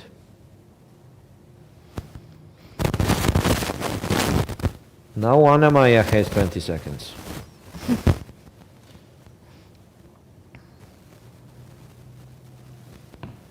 She gave Rook a g8 check. check. King c7 the best option to hide the king from checks. And resign. now actually resign, yeah, because there is nothing to do there. I thought What did she do? nothing. Some she magic? just- She already played king c7. she played. Okay, we saw correct, but we could not see. She Actually, already the did move. king c7, and yes, that's the over. That's over. Knight e3 is a checkmate. Yes, in one. No, not in one, but in two. Yeah. After putting the queen on first rank. Still thinking? Come on, Elmira. Just double checking. Knight No, e3. that's it. It comes. You Wait, know, she's ready to continue the game? What? she did something. What? Wait, what is she missing? I mean, It's like now she realized, just now. are But you sure actually she it's a realized? checkmate. She's looking like she's waiting for something. That's it. Oh, that's it. Now she saw. Now she saw, yes, but you were right. She didn't like. Wait a why? sec. Do we have the same position? We Because have. Just queen f1 and But you know, when you have such experience that you lost maybe too many games by blundering something in one move, then you start to not to believe to yourself and to double check million times moves which actually you're considering. Yep. Now we have only one game in progress, and this is also completely draw for a long time. The simplest way is to play king b3 and on rook e7 to play king c2. This is the simplest way to do the draw. More than king b3, you can do just bishop d8, also possible. But it looks like Ulviyya was pressing more. Of course, in this Ulviyya last will. period. Of course, Ulviyya will, because she never had such a good position in this game. So she is going to use the chances. Definitely, she will try to use the chances. Any tiny chance, and bishop d8 was played. Now king c, but king c3 is facing bishop a5 check. Yeah, there is no way to improve. That's a sad thing, that no resources to improve. And you have to be careful, you know. Still, you have to be careful. When you are risking somewhere, you are risking everything. So forcing the position, we know a lot of times how it is ending up to force the position. We already saw in this tournament a lot of times. So resources are too few here for black. It's even difficult to think about where to. Okay, we have a move. King c4, rook c2 check. Rook c2 check, and the king has to go back. And it's done, right? Rook c2. Right. Now king has to go back.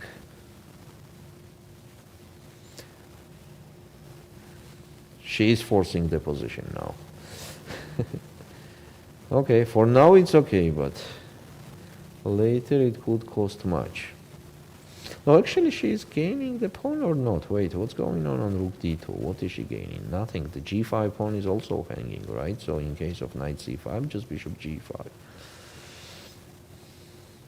Yeah, just rook d2 back. Rook d2 back and then take on g5. The position seems super simple.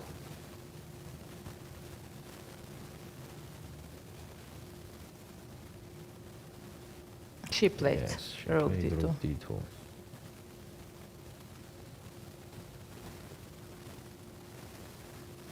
And Yeah. soon we expect handshake. Agreement, yeah. Look at Nadia's leg. What she's doing, nerves. Oh my god. Oh, I just saw it. Oh, so fast. Yes. But well, it's time travel. You have to do it fast. Yeah, You you don't have to have do time. everything faster. Yes, what's next? Okay, knight takes c5. I think it's gonna be in the game. Knight takes c5, bishop takes g5, and here is nothing much to continue. Yes, she took knight c5. They took another score sheet. Then, bishop takes g5, all correct. On knight e4. Yeah, but Ulvi is ready to play few more hours. That's Knight how she e4 looks is like. very important move now, and white has only one answer. Rook d4, any other is losing. Really? Yes, so for example, Check and rook f5. It's just. for example, checking it would be c4, some checkmate, yes? game over. Rook f5. Ah, this is losing. Oh my god. Well, king is far This and away rook of. Oh. And king d3, king d2. Oh, so what's the difference on rook 2? That's a very unpleasant thing for white. And she just played knight and you d4. have to play this Yes. then. You have to play this. Okay, let's take a look. If she will do rook d4, if she will not do rook d4, then the position is just losing. That's incredible. That's incredible, Just one definitely. move. Yeah, rook And it d4. looked so simple. Yeah, rook d4 to capture the g4 pawn. 1 minute 20 seconds. And rook d. Okay, but from other way, rook d4 is a easy draw. On king c5 we have bishop e3 and that's it.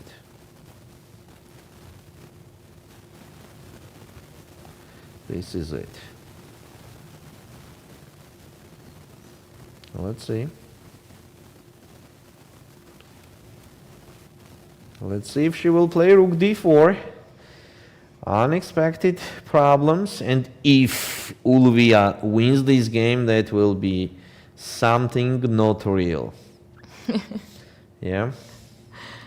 And she's nervous. But rook d4 is the last move to do the draw. But you know what? Sometimes exactly that last move is very difficult to play. Does not matter if in total it is simple move. And she did it. She Wow. did it. Our respect. Our respect. Our respect to rook d4. Yeah, now it seems like the problems are over. Capture on Knight f2. What? We didn't consider that move Yes, at all. but I thought bishop Bishop h4. Okay, rook e4 can Yes, but enter knight to. e4 will be there. And we have to play this position, which is unpleasant. Oh. What about just king b3? So something happened there. I have to refresh. Bishop h4 happened, and rook e2 check. Okay. King b3, knight e4. This is what black is trying to do.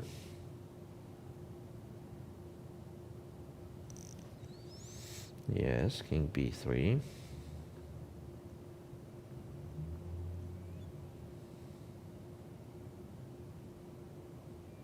And knight e4. Yeah, sure. Knight e4. You know, Nadia played very good game, and suddenly after more than 5 hours you're there, and now you have to continue to play this position and to be very precise and very careful.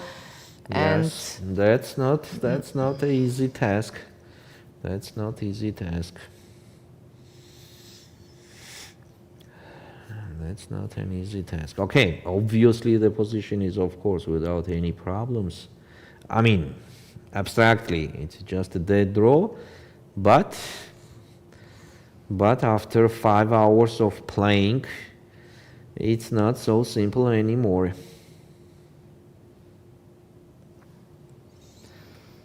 And she did what? Rook d5 check? Yes, she did rook d5 check, so it will be king c6 for sure. And then we have to choose where to move with the rook. Maybe rook f5 makes sense to play rook f4 then. Yeah, that makes sense. that But looks let's good. see. Yeah, but let's see. Let's see. Refresh. Refresh. Refresh, help us. So what is she thinking about? I mean, is there... she's thinking about knight c5 check, maybe. But king c3 and then king c6? Maybe this is what she wanted. But she moved the king. I She see the played king knight is c6? still on e4, yes. So, yes, so she played king c6. Now let's see where Nadia will put her rook. Actually, she can put anywhere, even on d8.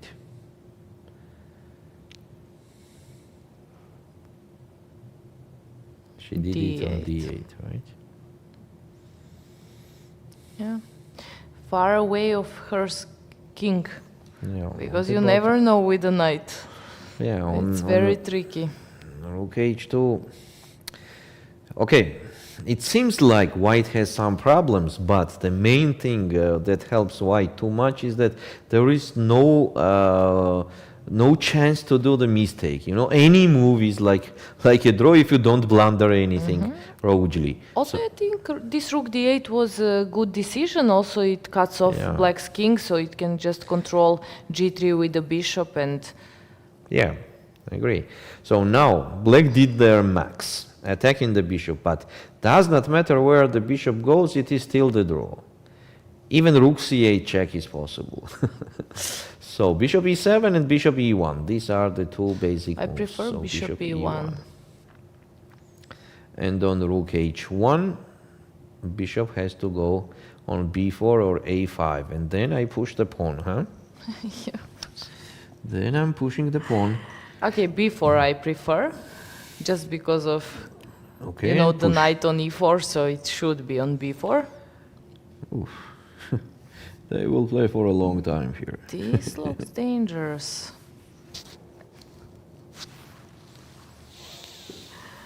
That will be the long game. Yes. g3. g3, and what now? What now? Actually nothing much, but the game is on. Yeah, still on. Some threats, some difficulties will be for white for sure. Let's see what happened in the game. Yeah. Usually we say the best position bishop against the knight, but in this case actually knight also controls all important squares in case bishop wants to control. For example, g1, also there is a king, but it's so hard for this bishop to find the right. It would be perfect if it's on a7, e3, d4. Sorry, I have some technical issues. Maybe after 5 Hours of working, yes, our laptop it doesn't also want got to refresh tired. anymore. Like it's enough with refresh. So this is the position. We are suggesting king d5. Let's go. Yeah, king d5. Is it possible on king d5 to play bishop a5? I think it's possible. I want bishop c7 to eat that pawn. Rook c1 and king b2. Oh, that's an option. Maybe that's an option. But rook f1, tricky thing.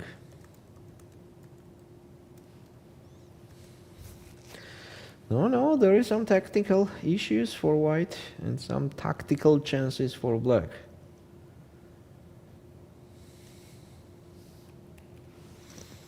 Yes, king d5 played.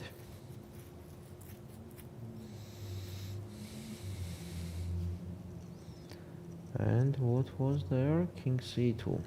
Okay.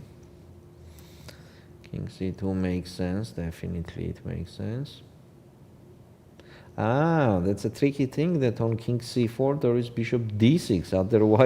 Otherwise black has a big advantage. So bishop d6 is the only move. Wow. Okay, I think Ulviyya will still play king c4.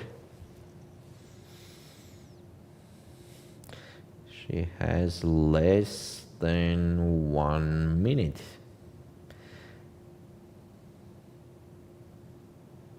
And she starts thinking. Well, she has less than 1 minute. Yeah. King c4 is the best option. So the point is that if no, bishop could not go anywhere she played. more. You were right. King c4. Let's see if Nadia will play.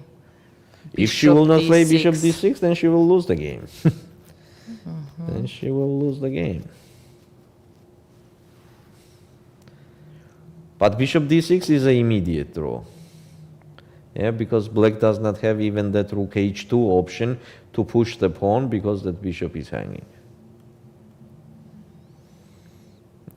Here, no, sorry, here king d1 not possible. No, She king played d1, rook bishop d2. d6. Rook d2 check. I think so. Yes, bishop d6 on the Rook board. h2 check, and the correct move is again necessary to do. This is king c1, or even king b1 is possible. King c1 is King a bit d1 logical. is losing Because of d file, yes, you because cannot of give rook any d2 check. and then take on d6 and just piece and the pawn up. So what happened there? Check. Check happened. Our predictions are good. And Now, come on, Nadia. One more important move. and Yeah, after king c1, black is forced to capture on d6 because there is no more options. So king c1 is a move. So on king c1, what is she afraid of? Of king c3? There is but bishop there will e5. be the check. She just played king c1. She played king c1. I'm impressed. Nadia played really Well, right? In critical it's very situation and in difficult. time trouble. She Yes. found When that the whole rook game e4, you bishop were d6 pressing, and yeah. And suddenly you have to be in defense and do the only moves multiple times. That's a very, very good skill. And after king c1 for black, we could not do anything better. There is one tricky thing. Oh, king b3. On king c1 we have king b3, the last trickiness. and if white captures on g3, there is rook h1 checkmate. This is the last trickiness. But rook b8 check. Also rook g3 is possible, by the way. Rook g3 check. Also simple draw.